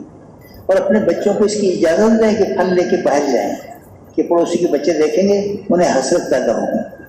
وہ غور تو کرے کتنی اعلیٰ تعلیم ہمیں دی گئی اخلاقی اعتبار سے۔ اور اگر کچھ پکائیں تو بھی پانی تھوڑا زیادہ ڈال لیں، اپنے پڑوسی کو بھی بھیج دیں۔ اگر وہ غریب ہے ہم اپنا مکان اس سے اونچا اس انداز سے نہ بنائیں کہ اس کی ہوا رک جائے، اس کی ہوا رک جائے۔ اب یہاں تک کہ پڑوسی کا حق یہ نہیں کہ اسے تکلیف نہ دی ہے، بلکہ اس کی تکلیف اور اذیت پہ صبر کیا جائے، صبر کیا جائے۔ رشتہ داریاں ہیں، چھوٹی چھوٹی بات پہ ہم ایسے ہو جاتے ہیں، سگے بہن بھائی، بس یہ اب تو جینا مرنا ختم ہے، کوئی ہوش نہیں ہم کیا کہہ رہے ہیں۔ فضائل قرآن میں لکھا نا کہ قیامت کے دن رشتہ داری پکارے گی، قیامت کے دن رشتہ داری پکارے گی، اے اللہ جس نے مجھے جوڑا تو اپنی رحمت سے اسے جوڑ دے، جس نے مجھے توڑا اپنی رحمت سے اسے جدا کر۔ خدا نہ خواستہ خدا سے کل قیامت میں ہمارے بارے میں اگر یہ بات آ گئی کہ ہم نے رشتہ داریوں کو توڑا ہے، کیا بنے گا؟ اگر قیامت کے دن اللہ کی رحمت سے محرومی ہوگی تو کیا بنے گا؟ اس کا ٹھکانہ پھر کیا ہے آگے؟ چھوٹی چھوٹی باتوں میں سگے رشتہ دار، سگے بہن بھائی آپس میں ایسے ہو جاتے ہیں، بس یہ ختم ہے، جینا مرنا ختم ہے، کچھ خیال نہیں آتا کہ ہم کیا کہہ رہے۔ اس کا بھگتان کل کتنا مشکل ہو۔ یہ رشتے اللہ نے بنائے ہیں، رشتے کس نے بنائے ہیں؟ اور رشتوں کو نبھانے کا حکم دیا ہے۔ ایک موقع پہ نبی علیہ السلام نے حضرت علی سے فرمایا، اس کا مفہوم ایسا ہے کہ علی میں تجھے اولین آخرین کے بہترین اخلاق نہ بتاؤں؟ ایک بڑے اس جملے پہ غور فرمائیں، اولین آخرین کے بھی بہترین اخلاق، انہوں نے کہا ضرور بتائیں۔ تو چند چیزیں فرمائیں، مفہوم ایسے ہے، جو تجھ سے رشتہ توڑے اس سے رشتہ جوڑ۔ پہلی بات یہ فرمائیں، جو تجھ سے رشتہ توڑے اس سے رشتہ جوڑ، جو تجھ پہ ظلم کرے اسے معاف کر دے، جو تجھے اپنی عطا سے محروم کرے اسے عطا کر، اور جو تیرے ساتھ برائی کرے اس کے ساتھ اچھائی کر۔ یہ اولین آخرین کے لیے بہترین اخلاق ہیں۔ اور اللہ نے کیا کہا نبی علیہ السلام کو کہ ہم نے آپ کو عظیم اخلاق پہ پیدا فرمایا، مل کے رہے گی۔ اور اسے اللہ پاک ذلیل کرنے کا ارادہ کر لیں وہ ذلیل ہو کے رہے۔ اور اللہ تعالیٰ کسی چیز کے دینے میں، کسی حال کے لانے میں مخلوق میں سے کسی کے ذرہ برابر محتاج نہیں ہے۔ اللہ پاک کسی کو عزت دینا چاہیں، اب ہم تو سمجھتے ہیں نا کہ عزت کس کی ہے؟ اس کے پاس مال زیادہ، عہدہ بڑا، چیزیں زیادہ، ہم کہتے ہیں بڑا عزت والا آدمی ہے۔ حالانکہ یہ عزت نہیں ہے۔ کہتے ہیں عزت کیسے کہتے ہیں؟ دل سے محبت کرنے، دل سے آدمی کسی کو اچھا سمجھے، دل سے اچھا سمجھے۔ اس کائنات میں مخلوق میں سب سے زیادہ عزت والے کون ہیں؟ جناب رسول اللہ صلی اللہ علیہ وسلم۔ اور دنیا میں سب سے کم چیزوں میں زندگی گزارنے والے کون ہیں؟ جناب رسول اللہ صلی اللہ علیہ وسلم۔ سب سے کم چیزوں میں زندگی گزارنے والے ہیں، اور اس کائنات کے سب سے زیادہ عزت والے۔ عزت اللہ کی طرف سے آتی ہے، نبی علیہ السلام کے راستے سے ملتی ہے اور ایمان والوں پہ آ کے ختم ہو جاتی ہے۔ عزت تو اللہ کے ہاں سے آتی ہے۔ اللہ کسی کے لوگوں کے دلوں میں کسی کی محبت پیدا کر دیں، اس کا احترام پیدا کر دیں۔ اب اس میں ضروری ہے کہ اس کے پاس مال جو ہوگا، چیزیں ہوں گی تو جب وہ عزت والا ہے نہیں، جس کو اللہ عزت دینا چاہیں گے اسے عزت ملے۔ اور وہ مال والا ہو جب بھی عزت مل جائے گی، وہ فقیر ہو جب بھی عزت مل جائے گی۔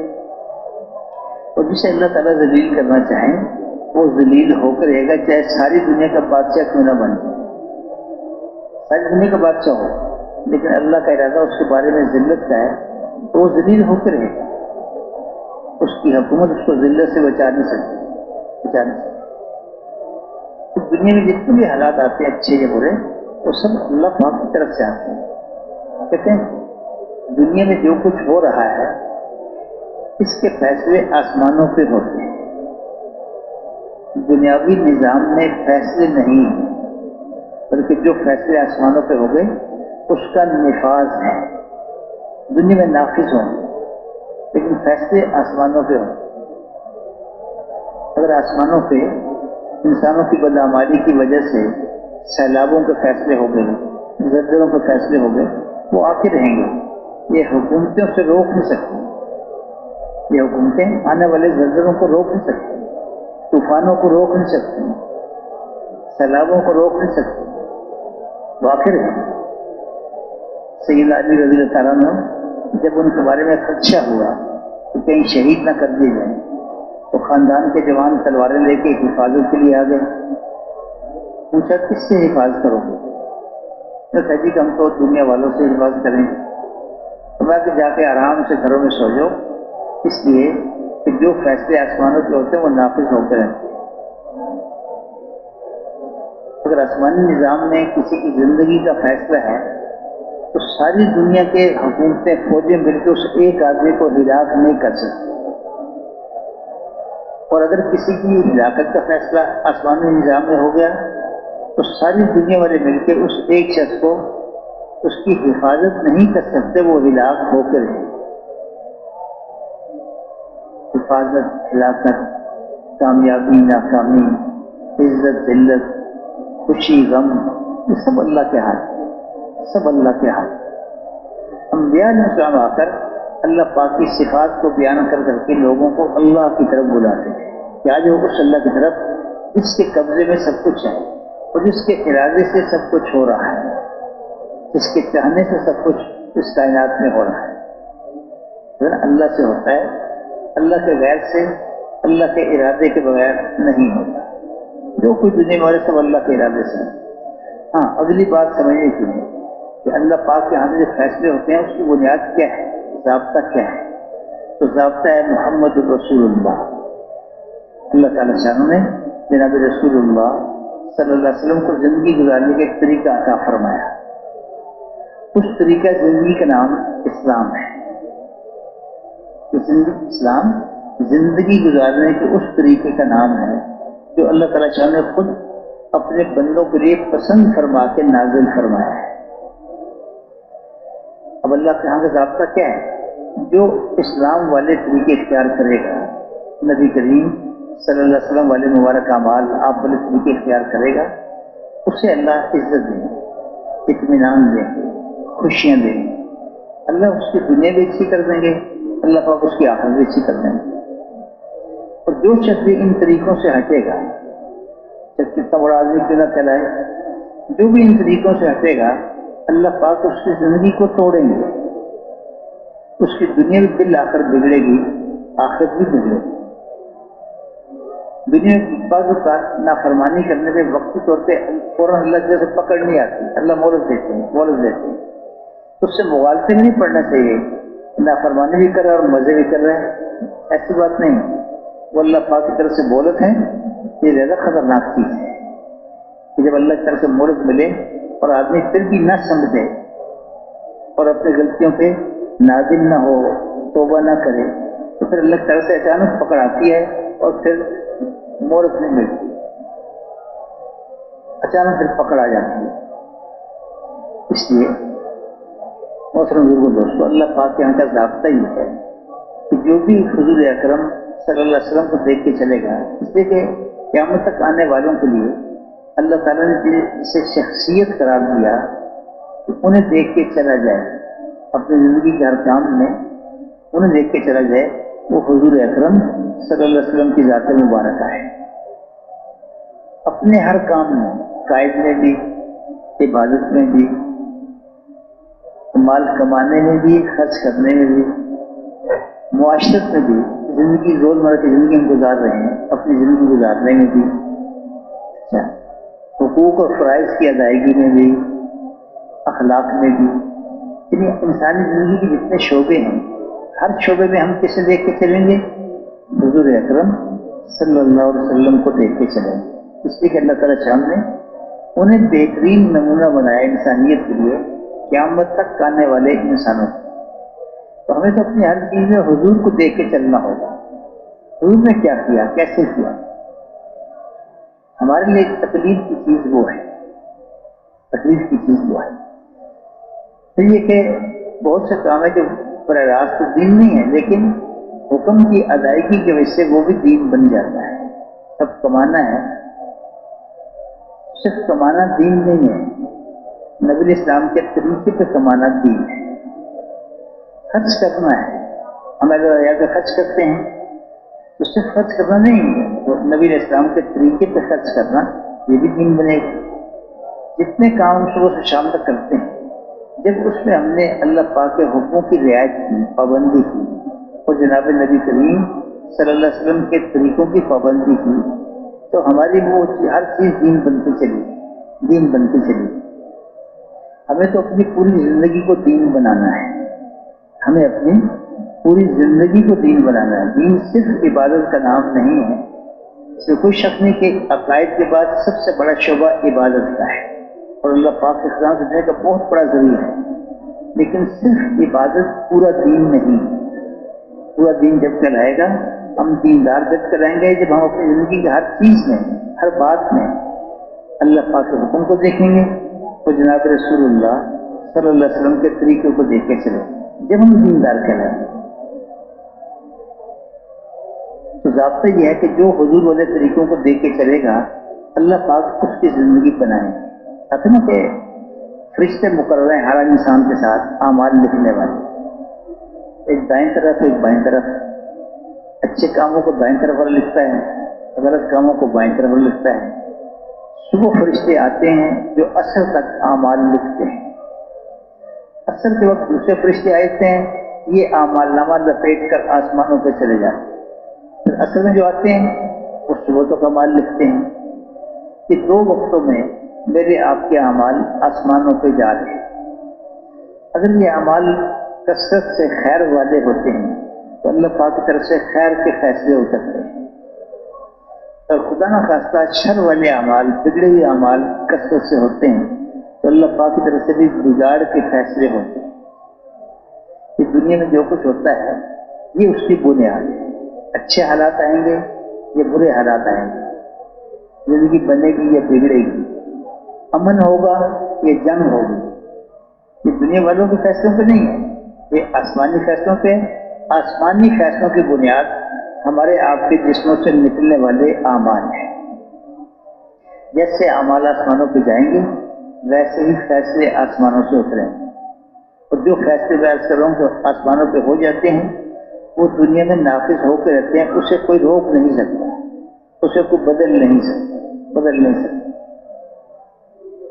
اس لیے ہمیں محنت کر کے یہ کرنے والی محنت ہے کہ ایک تو اس بات کا یقین بنانا کہ سب کچھ کرنے والی ذات اللہ پاک کی ذات ہے، اللہ سے ہوتا ہے، اللہ کے غیر سے، اللہ کے ارادے کے بغیر نہیں ہوتا۔ اور دوسرا اس بات کا یقین بنانا ہوگا کہ وہ اللہ جس کے پاس سب چیزوں کے خزانے ہیں، جو ہم چاہتے ہیں، جو کچھ ہم اپنے لیے چاہتے ہیں وہ سب کس کے پاس ہے؟ اللہ کے پاس ہے۔ تو اللہ سے ہم کیسے لیں گے؟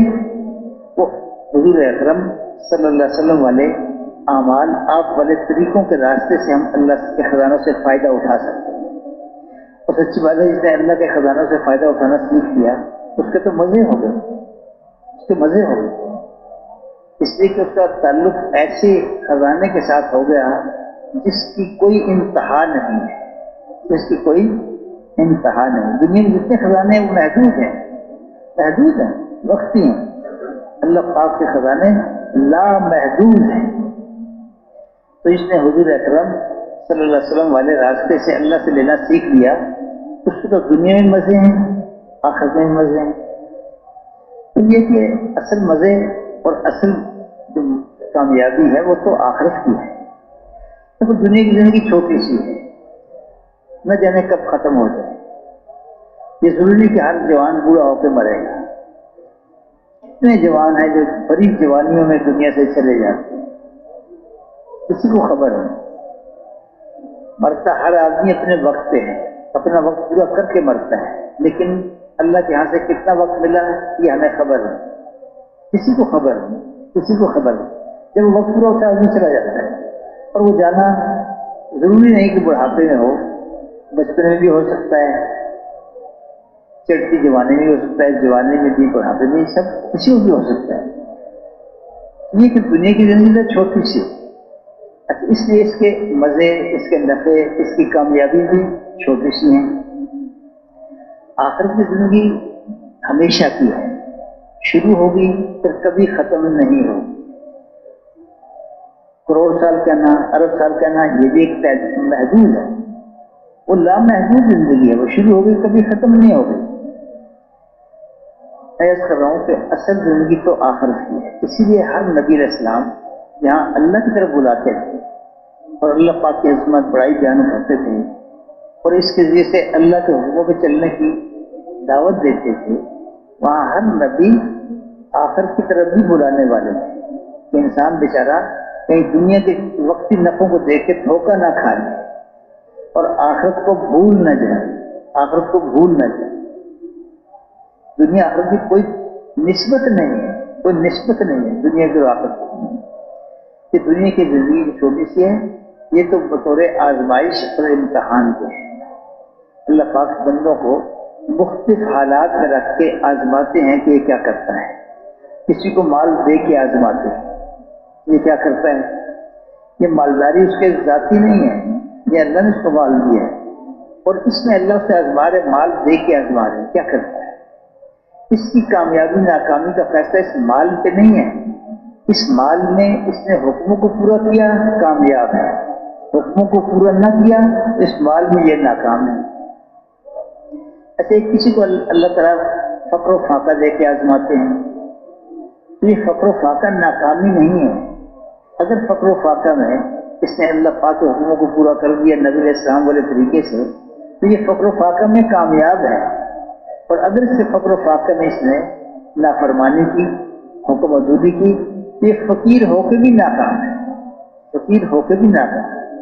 مسئلہ ان ظاہری اسباب کا نہیں ہے، اس میں ہمارے آپ کے استعمال کا ہے۔ اگر ہم اللہ پاک کے حکموں کی اور نبی علیہ السلام کے طریقوں کی پابندی کے ساتھ چل رہے ہیں تو ہر حال میں کامیاب ہیں، فقیر ہو کے بھی، امیر ہو کے بھی، حاکم ہو کے بھی، محکوم ہو کے بھی، مرد ہو کے بھی، عورت ہو کے بھی۔ تو جو بھی فرض ہے، جو حکموں کی پابندی کے ساتھ چلے گا، سنتوں کی پابندی کے ساتھ چلے گا، اللہ پاک اپنی قدرت سے اس کی زندگی بنائیں گے، دنیا بھی بنائیں گے، آخرت بھی بنائیں گے۔ اور غرض کر رہا ہوں کہ اصل تو آخرت ہے، اصل آخرت ہے، تو شروع ہوگی ختم نہیں ہوگی۔ اگر بندے نے دنیا میں صحیح زندگی گزاری جیسے کہا جا رہا ہے، تو اللہ خوش ہو کے اس کی موت کو بڑا شاندار کر دیں گے۔ ملک الموت آئیں گے تو بڑی شفقت کے ساتھ اس کی روح نکالیں گے، اور اس کے گھر سے لے کے قبر تک فرشتے کھڑے ہو کے اس کا استقبال کریں گے۔ پھر جب قبر میں رکھا جائے گا تو قبر بھی اس شخص کی قبر جنت کا باغ بنا دی جائے گی، اور اسی قبر میں ہی جنت کی خوشبوئیں اور ہوائیں آنی شروع ہو گئی، اور اس کی قبر کی زندگی جو اللہ جانے ہزاروں سال ہے، لاکھوں سال ہے، یہ تو اللہ جانتا ہے قیامت کب آئے گی۔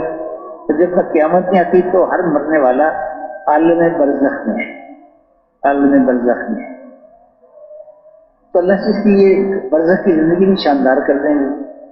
پھر کل قیامت کا میدان قائم ہوگا جس میں ہر شخص کو براہ راست اللہ کے سامنے کھڑے ہو کے اپنے کیے کا حساب دینا ہوگا۔ جو کچھ کر کے گئے دنیا میں اس کا حساب دینا ہوگا، اس حال میں کہ بیچ میں کوئی سفارشی نہیں ہوگا، کوئی وکیل نہیں ہوگا، بس بندہ ہوگا اور اللہ ہوگا۔ نبی علیہ السلام کی دعاؤں میں کہ اللہ حاسبنی حسابا یسیرا، اللہ تو میرا حساب آسان حساب کر۔ تو غالباً حضرت عائشہ نے پوچھا کہ یا رسول اللہ آسان حساب کیا ہے؟ فرمایا اس کا مفہوم ایسے ہے کہ اللہ کسی بندے کو بلائیں، جب اللہ کسی بندے کو بلائیں گے تو باقی ساری جو دنیا موجود ہے اسے نظر نہیں آئے گا یہ کیا معاملہ ہو رہا ہے۔ بعض میں اللہ اپنی قدرت کا پردہ ڈال دیں گے اور اس سے موٹی موٹی باتیں پوچھ کے چلے چلے۔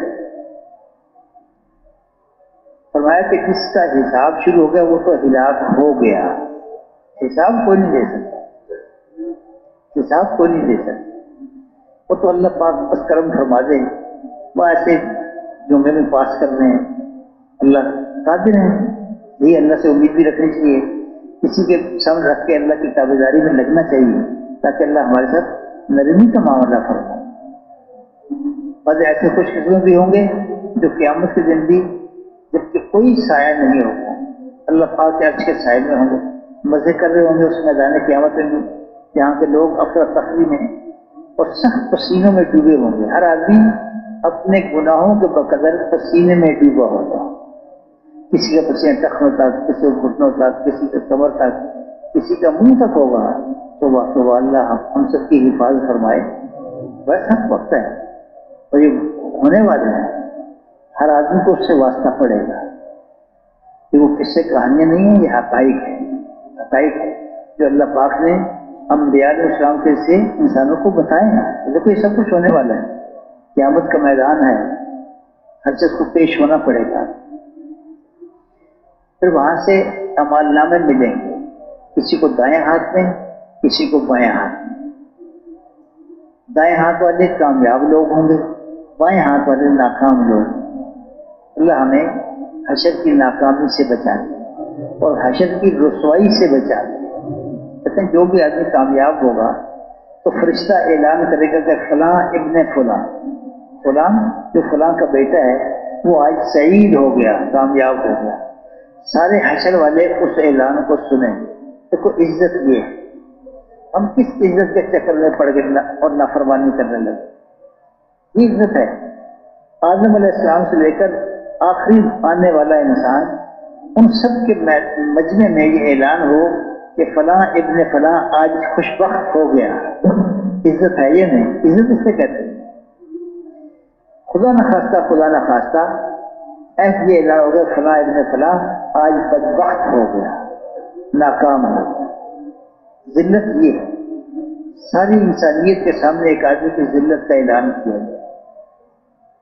آج وقت ہے ہم اس ذلت سے اپنے آپ کو بچا لیں اور اس عزت کو حاصل کرنے والوں میں اس دوڑ میں لگ جائیں کہ جن کو اللہ تعالیٰ چاہو اپنے فضل سے، اپنے کرم سے اس دن سعید فرمائے گا اور پھر پل صراط پر بجلی کی طرح گزار دے گا۔ پل صراط جہنم کے اوپر بچھایا جائے گا، جو گزر گیا تو آگے جنت ہے، جو گزر نہ سکا خدا نہ خواستہ تو کٹ کے وہیں سے جہنم میں گر جائیں گے۔ کہ جتنی اللہ کی طرف سے اس کے اعمال کی سزا ہے، مسلمان ہے تو سزا بھگت کے ایک نہ ایک دن اس جہنم سے نکل آئے گا اور اللہ سے جنت میں پہنچا دے گا۔ لیکن اگر خدا نہ خواستہ ایمان سے محروم گیا تو پھر ہمیشہ کی جہنم ہے، اسے کبھی نکلنا نصیب نہیں ہوا، کبھی نکلنا نصیب نہیں ہوا۔ وہ بڑی سخت گندی جگہ ہے جہنم، بڑی سخت جگہ ہے۔ توبہ کہتے ہیں کہ اگر کسی کو جہنم کی آگ سے نکال کر دنیا کی آگ میں ڈال دیا جائے تو اسے اطمینان سے نیند آ جائے۔ اب ہم سوچیں وہ کتنی سخت آگ ہو، جہنم کی آگ کتنی سخت ہو۔ ہم سے دنیا کی آگ کا ایک ذرا برداشت ہوتا ہے، ایک دیا سلائی ہے اور کہا جائے اس پہ انگلی رکھو تو آدمی رکھ نہیں سکتا، برداشت نہیں ہوتی، وہ کتنی سخت آگ ہوگا۔ اللہ ہمیں سب کو اس سے بچائے۔ آج اللہ نے ہمیں ایک موقع دیا ہے، زندگی موقع ہے، ہم ان اعمال کو کر لیں کہ جن اعمال کے سے اللہ خوش ہو کے ہماری دنیا بھی اچھی کر دیں گے، آخرت بھی اچھی کر دیں گے، اور ان اعمال سے اپنے آپ کو بچا لیں کہ جن اعمال کی وجہ سے دنیا بھی خراب ہوتی ہے، آخرت بھی خراب ہوتی ہے۔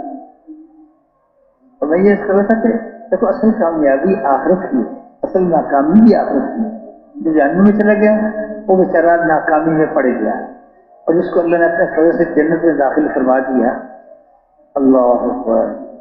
تو جنت کیا ہے؟ اللہ پاک کی رضامندگی کی جگہ ہے۔ اللہ جس سے خوش ہوں گے اسے اپنے مہمان خانہ جنت میں داخل فرمائے۔ یہ اللہ کا مہمان خانہ ہے، جو اللہ کو خوش دنیا میں خوش کریں گے، اللہ پاک خوش ہو کے انہیں اپنے مہمان خانے میں جگہ دیں گے، اور وہ ایسی مزے کی جگہ ہے۔ اللہ اکبر۔ جنت ہمیشہ کی جوانی ہوگی، ہمیشہ کی جوانی۔ دیکھو دنیا میں اگر کسی کی عمر 50 60 100 سال ہے تو بوڑھا ہو کے رہے، ہمیشہ جوان نہیں رہ سکتا، جوان بالآخر بوڑھا ہو جائے گا اگر زندگی ہے۔ جنت میں اللہ جوانی دیں گے، بھری جوانی دیں گے، 30 33 برس کی، جو بڑی سمجھدار جوانی ہوتی ہے، اور یہ ہمیشہ رہے گی۔ 1000 سال گزر گیا تو اس کی عمر اب 1030 سال نہیں ہوئی، 30 سال رہی۔ 1,00,000 سال گزر گیا پھر بھی اس کی عمر 30 سال 33 سال رہی، 1,30,000 نہیں بنے۔ یعنی ہمیشہ کی جوانی ہے جو کبھی ختم نہیں ہو۔ اللہ اکبر۔ پھر اللہ ایسی خوبصورتی دیں گے، بڑا خوبصورت بنائیں گے انسان کو۔ پھر اس کے جو چیز دنیا میں حکم کی وجہ سے ہم اختیار کرتے ہیں، نفس بوجھل ہے، مثلا داڑھی ہے تو نفس بوجھل ہے دنیا میں، لیکن حکم کی وجہ سے ہم سنت کی وجہ سے اسے اختیار کرتے ہیں۔ تو آخر جنت میں تو اللہ ہر آدمی کی خواہشات کو پورا فرمائیں گے، ضرورتوں کو نہیں، خواہشات کو پورا کریں گے۔ جنت میں داڑھی نہیں ہوگی، گھنگریالے بال ہوں گے، موٹی موٹی آنکھیں ہوں گی، بہت خوبصورت ہوگا انسان، بہت خوبصورت ہوگا انسان کو۔ جو خواہشات ہیں انسان کی، ان خواہشات کو اللہ بہت اعلیٰ پیمانے پہ پورا فرمائے۔ सारा दिन चाहते मेरा बड़ा घर हो, बड़ा खूबसूरत घर हो, बड़ा घर हो, खूबसूरत घर हो, महल हो। ज्यादा हम ये कहते हैं महल्लात हो। दुनिया में तो सबको महल्लात नहीं मिलते, किसी को मिलते हैं, अक्सर को नहीं मिलते। छोटे मोटे घर में जिंदगी गुजार के चले जाते हैं। वहां अल्लाह ताला शानो रखने के एतबार से आखिरी दर्जे के जन्नती को दुनिया से 10 गुना बड़ी जन्नत देंगे। और ये सबसे आखिरी दर्जे का जन्नती है। इससे ऊपर वालों को क्या मिलेगा ये अल्लाह ही जानता है। ये तो सबसे जो कम दर्जा उसको बयान किया गया तो उसको रकबा कितना मिलेगा कि पूरी दुनिया से 10 गुना बड़ा, जिसमें बरआज़म अमेरिका भी आ गया, यूरोप भी आ गया, अफ्रीका भी आ गया, एशिया भी आ गया, ऑस्ट्रेलिया भी, सारी दुनिया और इस जैसी 10 गुना बड़ी जन्नत। फिर उसमें महल्लात होंगे, एक एक महल 70-70 मील लंबा होगा और उसमें हजारों दरवाजे, हजारों खिड़कियां। फिर हर दरवाजे पे इसके इस्तकबाल करने के लिए फरिश्ते आएंगे, सलाम करेंगे। फिर इनकी खिदमत के लिए गिलमान होंगे तो इनकी खिदमत में लगे होंगे, बड़े खूबसूरत बच्चे होंगे, अजीब अजीब किस्म के खैमे होंगे। अल्लाह अकबर। फिर ये कि इंसान के अंदर अल्लाह ने औरत की ख्वाहिश रखी है तो अल्लाह पाक बहुत पाकीज़ा औरतें हुरें अता फरमाएं, कम से कम 70 या 72, और इससे ज्यादा कितनी है तो एक मेहनत का मैदान है। जो जितनी दौड़ लगा ले वो अल्लाह से दे देंगे। 70 भी हो सकती हैं, 100 भी हो सकती हैं, 1000 भी हो सकती हैं, लाख भी। 25 लाख हुरों वाली भी जन्नत है। कितनी? 25 लाख हुरों वाली। और देखो ये कोई फर्जी बातें नहीं है, खबरें किसने दी हैं? उस ज़ात आली ने खबरें दी हैं जिनसे सच्चा दुनिया में कोई नहीं, जनाब रसूलुल्लाह सल्लल्लाहु अलैहि वसल्लम। ये कि उस जन्नत में ये सारी नेमतें हैं और भी नेमतों से भरी हुई जगह है। और इनसे बड़ी एक नेमत है और वो क्या है? जैसे दुनिया जन्नत में दिन और रात नहीं होंगे, दिन और रात नहीं होंगे, लेकिन दुनिया के दिनों के एतबार से वहां भी जुमे का दिन होगा और उसका नाम है यौम मज़ीद। यौम मज़ीद। नबी अलैहि सल्लम एक दिन तशरीफ फरमा थे, जिब्रील अलैहिस्सलाम आए, उनके हाथ में एक सफेद रंग का आईना था जिसके बीच में एक स्याह नुक्ता था। पूछा कि ये जिब्रील ये क्या है? अर्ज़ किया या रसूल अल्लाह, ये मैदान मज़ीद है, मैदान मज़ीद है। और फिर उन्होंने तफसील बयान की कि क्या जन्नत में दिनों रात तो नहीं होंगे, लेकिन दुनिया के दिनों के एतबार से यौम जुमे का दिन होगा और इस दिन का नाम होगा यौम मज़ीद। और ये सफेद आईना है, ये मैदान मज़ीद है। तो बीच में इससे नुक्ता है कि अल्लाह पाक की कुर्सी है। तो हर जुमे को जन्नती अपनी अपनी सवारियों पर सवार होकर अपने अपने दर्जों के एतबार से इस मैदान मज़ीद की तरफ को जाएंगे। तो इस मैदान मज़ीद में बीच में तो अल्लाह पाक की कुर्सी है, उसके इर्द गिर्द अंबिया अलैहिस्सलाम के मेंबर होंगे। हर नबी अलैहिस्सलाम के मेंबर के पीछे उसकी उम्मत की कुर्सियां होंगी जिस पे नाम लिखे होंगे, ये फलां की कुर्सी है, फलां की कुर्सी। हर आदमी अपनी कुर्सी पहचानेगा। जब वहां पहुंचेंगे सब बैठ जाएंगे और ये मजलिस सज जाएगी। अल्लाह पाक की तरफ से नेमतों का इजहार होगा, ऐ मेरे बंदो मांगो। बंदे मांगते रहेंगे, अल्लाह देते रहेंगे, हत्ता कि एक मांग खत्म हो जाए। तो फिर एक दरखास्त करेंगे जन्नती कि अल्लाह अपना दीदार करा दे। अल्लाह अकबर। ये गुजारिश की जाएगी। अल्लाह पाक की ज़ात आली में बहुत से पर्दे हैं, हिजाबात हैं, वो पर्दे उठने शुरू होंगे।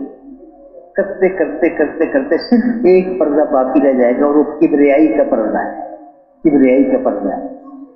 और उस हाल में जन्नती अल्लाह को देखेंगे तो ऐसे ये जो पर्दा है ये ज़ात के हम पल्ला होगा, गोया के अल्लाह को देखा। और कहते हैं इतनी लज्जत होगी अल्लाह पाक के दीदार में। अल्लाह क्या अजीब बात है। आज दुनिया में नमाज पढ़ते हैं तो नियत क्या करते हैं, किसके लिए पढ़ रहे हैं? उस अल्लाह के लिए नमाजें पढ़ते रहे जिस अल्लाह को देखा नहीं। गर्मी के रोजे रखे, प्यास की शिद्दत, सब किसके लिए? अल्लाह के लिए। उस अल्लाह के लिए भूख प्यास बर्दाश्त की जिस अल्लाह को देखा नहीं, कि बिस्तर उठा कर फिर बस्ती में कितनी मशक्कतें आती हैं, किसके लिए फिर रहे हैं? अल्लाह के लिए। और तो बुजुर्ग दोस्तों, आज हम उस अल्लाह के लिए कर रहे हैं और वो अल्लाह को देख नजर नहीं आ रहा, बिन देखे अल्लाह पे यकीन करते हुए ये कर रहे हैं। कल अल्लाह इसका बदला चुकाएंगे कि फिर नमाज नहीं होगी, रोजा नहीं होगा, हज ज़कात नहीं होंगे, बिस्तर उठा कर फिरना नहीं होगा, कोई मशक्कत की बात नहीं होगी। आज अल्लाह का दीदार करेंगे, इस हाल में बीच में कोई रुकावट नहीं होगी। हर जन्नती बराह रास्त अल्लाह का दीदार करेगा। और इसकी मिसाल यूं दी कि इतनी आसानी से करेगा जैसे दुनिया में चौदहवें के चांद को देखता है, कि एक का देखना दूसरे के देखने में रुकावट नहीं डालेगा। जब मजलिस खत्म होगी तो जन्नती यूं समझेंगे जैसे अभी अल्लाह को देखना शुरू किया था। इतनी लज़्ज़त, कई लाख साल गुजर चुके होंगे। हम खुद फैसला करें, उस आखिरत को देख के चलना है या दुनिया की छोटी सी जिंदगी को देख के चलना है? जी, क्योंकि जिसको थोड़ी सी भी समझ है ना, अल्लाह ने थोड़ी समझ ली है, उसका भी फैसला यही होगा कि असल तो आखिरत है जिसे देख कर चला जाए, जिसे देख कर चला जाए। अब अगली बात यह है कि देखो अल्लाह हमारी आखिरत भी बना दें, दुनिया बना दें कि दुनिया में हमारे गुजारा करना है। इसके लिए अल्लाह ने हमें नबी इस्लाम के से ये जिंदगी गुजारने का तरीका इस्लाम अता फरमाया है। अगर हम इसकी पाबंदी के साथ चलेंगे तो अल्लाह खुश होकर हमारी दुनिया भी बना देंगे, आखिर भी बना देंगे। लेकिन दुनिया बिगड़ेगी नहीं, दुनिया भी बनेगी, जिसका खौफ है हमें। ये असल तो आखिरत है, लेकिन ये छोटी सी दुनिया जिसका हम पे खौफ सवार है, ये भी अल्लाह इस दीन की बरकत से बना दे। तो दीन पे हम आए, इसके लिए पहली चीज तो कलमे वाला यकीन है। इससे कि यकीन की वजह से आदमी दीन पे चलता है। फिर दूसरी चीज जिससे आदमी के लिए दीन पे चलने में आसानी होती है और ये पूरा जिस्म पाबंदी पे आ सकता है, क्योंकि तो वो हुक्मों का ताल्लुक किससे है? कि जिस्म के आज़ा के साथ है। आंख से, जुबान से, कान से, हाथ से, पाँव से, दिल दिमाग से, इतना आज़ा है। सारे हुक्मों का ताल्लुक, सारी सुन्नतों का ताल्लुक इन चीज़ों से है। अगर हम मेहनत करके, कोशिश करके अपने इन आज़ा को पाबंद बना दें कि हुक्म के खिलाफ नहीं चलेंगे, सुन्नत के खिलाफ नहीं चलेंगे, बल्कि हर उसको हुक्म के मुताबिक और सुन्नत के मुताबिक इस्तेमाल करेंगे, इतना आज़ा है ना, वैसे मुश्किल चीज़ नहीं है। अगर हम वाकई नियत करके अल्लाह से मदद मांगते हुए इसकी मेहनत कर लें तो अल्लाह इसको आसान कर दें। इसलिए कि अल्लाह के नबी तो खुद फरमाया कि दीन आसान है, दीन आसान है, मुश्किल नहीं है। ये तो नफ्स शैतान हमें बड़ा इसको मुश्किल बना कर दिखाते हैं और हम उसका आसान भी लेते हैं कि दीन तो बड़ा मुश्किल है। दीन आसान है। अगर हम कलमे वाले यकीन के साथ अपनी नमाज पर मेहनत कर लें तो अल्लाह ने नमाज में ये असर रखा है कि इसकी वजह से आदमी की पूरी जिंदगी सही रुख पे आने लगती है। ये ऐसा अमल है। इससे फिर एक बात और भी जान रखनी चाहिए, कहते हैं ऐसे वक्त फरमाया करते कि अल्लाह का हुक्म दो धारी तलवार है। अल्लाह का हुक्म दो धारी तलवार है, पूरा करेंगे तो जिंदगी बनेगी, खुदा न खास्ता इसको तोड़ेंगे तो जिंदगी बिगड़ेगी। अब मसलन नमाज है, अगर नमाज का एहतमाम करेंगे, पढ़ेंगे, तो अल्लाह पाक दुनिया में भी आखिर में इतने इनामात देंगे, किताबें भरी पड़ी। तो खुदा न खास्ता अगर ये हुक्म तोड़ेंगे, नमाज नहीं पढ़ेंगे, तो दुनिया में भी मुसीबतें आएंगी, आखिरत में भी मुसीबतें आएंगी। एक नमाज आदमी कज़ा कर दे, ये नहीं छोड़ दी, बाद में पढ़ भी ली, फिर भी अपने वक्त न पढ़ने की वजह से फ़ज़ाइल में क्या लिखा है, कितना जहन्नुम में जलेगा? एक हकम, जिसकी मिक़दार जो तफसील में बयान की गई 2,88,00,000 साल।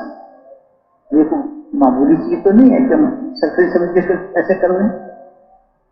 ये दो धारी तलवार है, हुक्म पूरा करेंगे अल्लाह जिंदगी बना देंगे, खुदा न खास्ता हुक्म तोड़ेंगे जिंदगी बिगड़ जाएगी। जब अल्लाह का हुक्म टूटता है तो ये आबादियों को तोड़ के रख देता है। इसलिए हमारे बुजुर्ग इस बात का बड़ा एहतमाम से فرماتے ہیں کبھی ہم اپنے محلے میں ہوں، بستی میں ہوں، جماعتوں میں نکلے ہوں، جس بستی میں جائیں ہماری طرف سے پوری کوشش ہو کہ 100% نمازی بنیں، 100% نمازی بنیں۔ اس کے لیے باقاعدہ محنت کی جائے۔ اس لیے کہ اگر خدا نہ خاصہ کسی بستی میں بے نمازی ہیں تو ان کی نوبت تو سب پہ پڑے گی، سب پہ ان پہ خود تو پڑ رہی ہے، لیکن اس کا اثر باقی بستی پہ بھی پڑے گا۔ اس لیے کہتے ہیں کہ جس بستی میں جائیں اس میں جا کے محنت کریں، ہر بندے سے جب ملتے ہیں جا کے دعوت دیتے ہیں، اسے اللہ کے راستے میں نکلنے کے لیے تیار کرتے ہیں، تو جہاں ہمیں ہر مسلمان کو اللہ پاک کے راستے میں نکلنے کے لیے تیار کرنا ہے، وہاں ہر مسلمان کو حکموں کو پورا کرنے کے بھی تیار کرنا ہے۔ اور بستی میں رہتے ہوئے اپنی مسجد والے 5 اعمال اس کے لیے بھی تیار کرنا ہے، اس کے لیے تیار کرنا ہے۔ اور وہ مسجد کی بات کیا کرے گی؟ تو وہ روزانہ مسجد میں وقت دے کے ایک ایک گھر کے ہر بالغ مرد سے جا کے ملے گی، ہر بالغ مرد سے جا کے ملے گی، اور اسے اللہ پاک کی عظمت بڑائی بیان کرتے ہوئے اللہ کے حکموں کو پورا کرنے کے تیار کریں گے۔ حکموں میں سب سے پہلی چیز نماز ہے۔ اگر ہم نماز کا اہتمام کریں گے تو اس میں کیا ہے؟ تو نماز ایسا عمل ہے کہ اس میں آدمی کے جسم کا ہر عضو استعمال ہوتا ہے، ایک خاص استعمال ہر عضو کا۔ مثلا ہم نے اللہ اکبر کہہ کے ہاتھ باندھ دیے،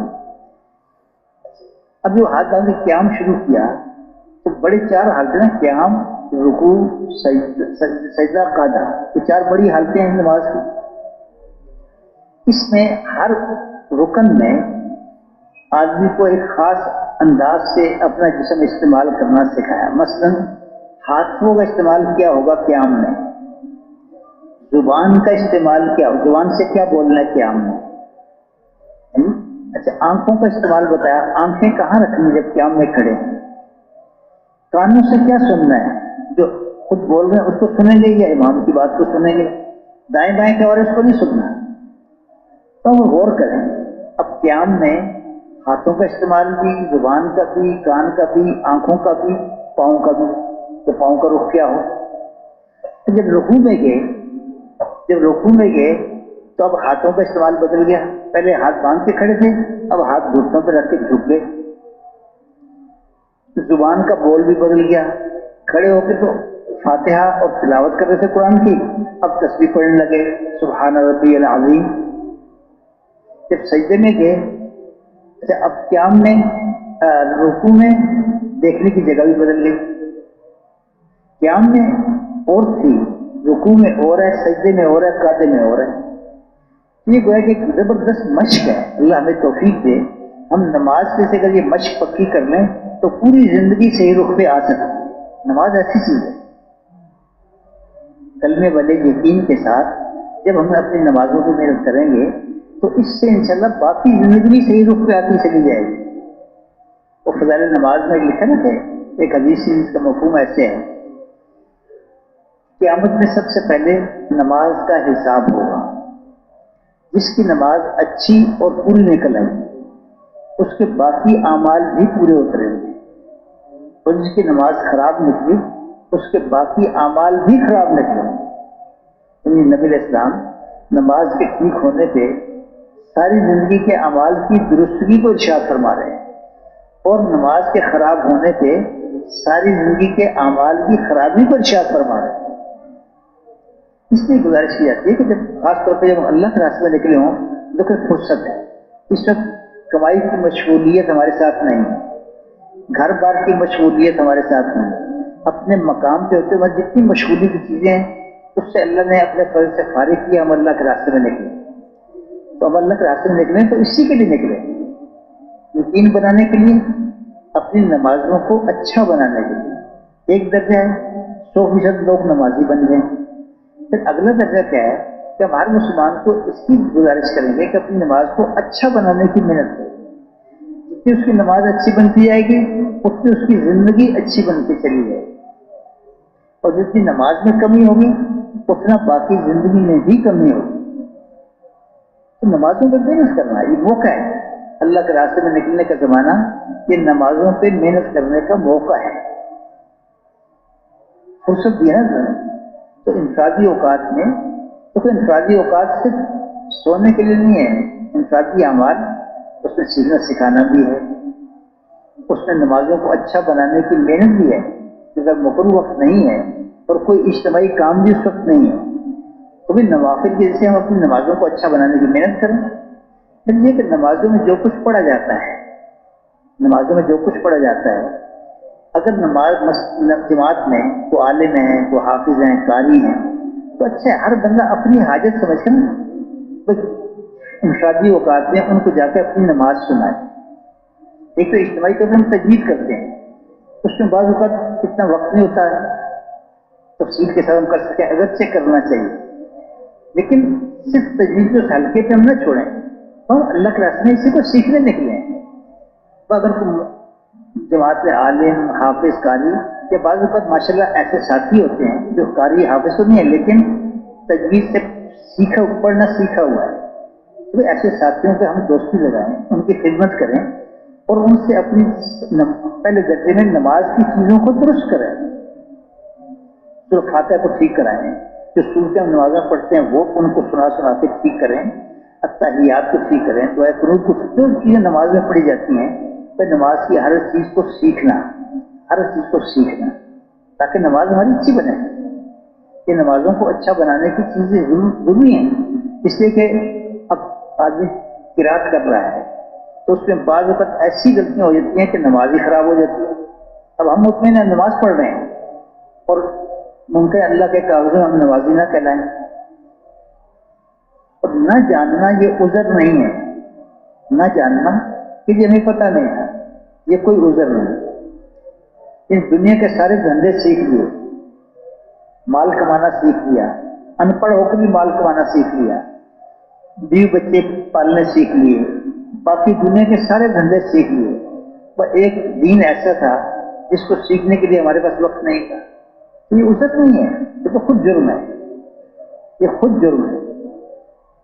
ایک آدمی دوسرے ملک سے ہمارے ملک میں آئے، اب ہمارے ملک میں ٹریفک بائیں ہاتھ چلتی ہے، دنیا کے اکثر ملکوں میں ٹریفک دائیں ہاتھ چلتی ہے۔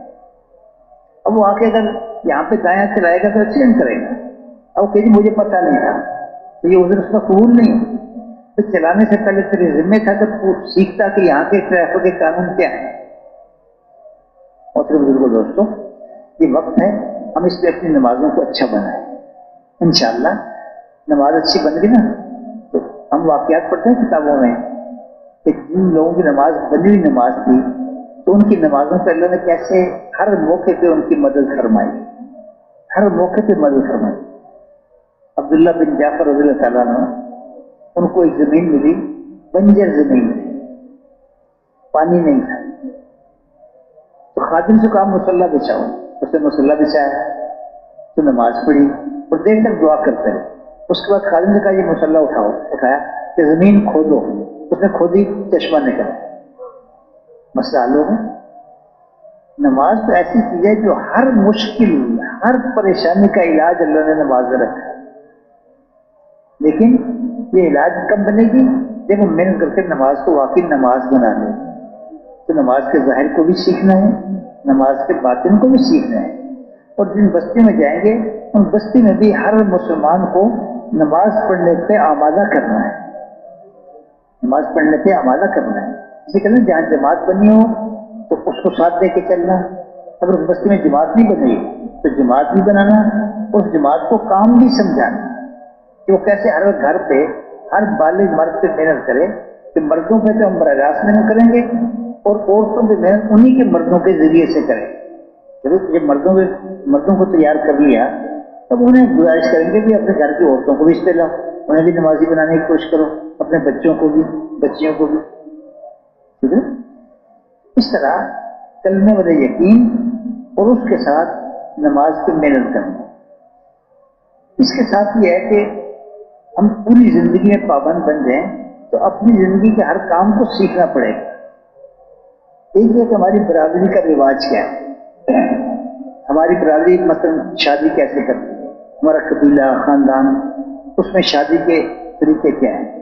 ایک یہ ہے کہ سنت طریقہ کیا ہے، ہم پابند کس کے ہیں، خاندان برادری کے یا سنت کے، تو ہمیں تو سنت معلوم کرنی ہے نا۔ تو اگر شادی کا موقع آ گیا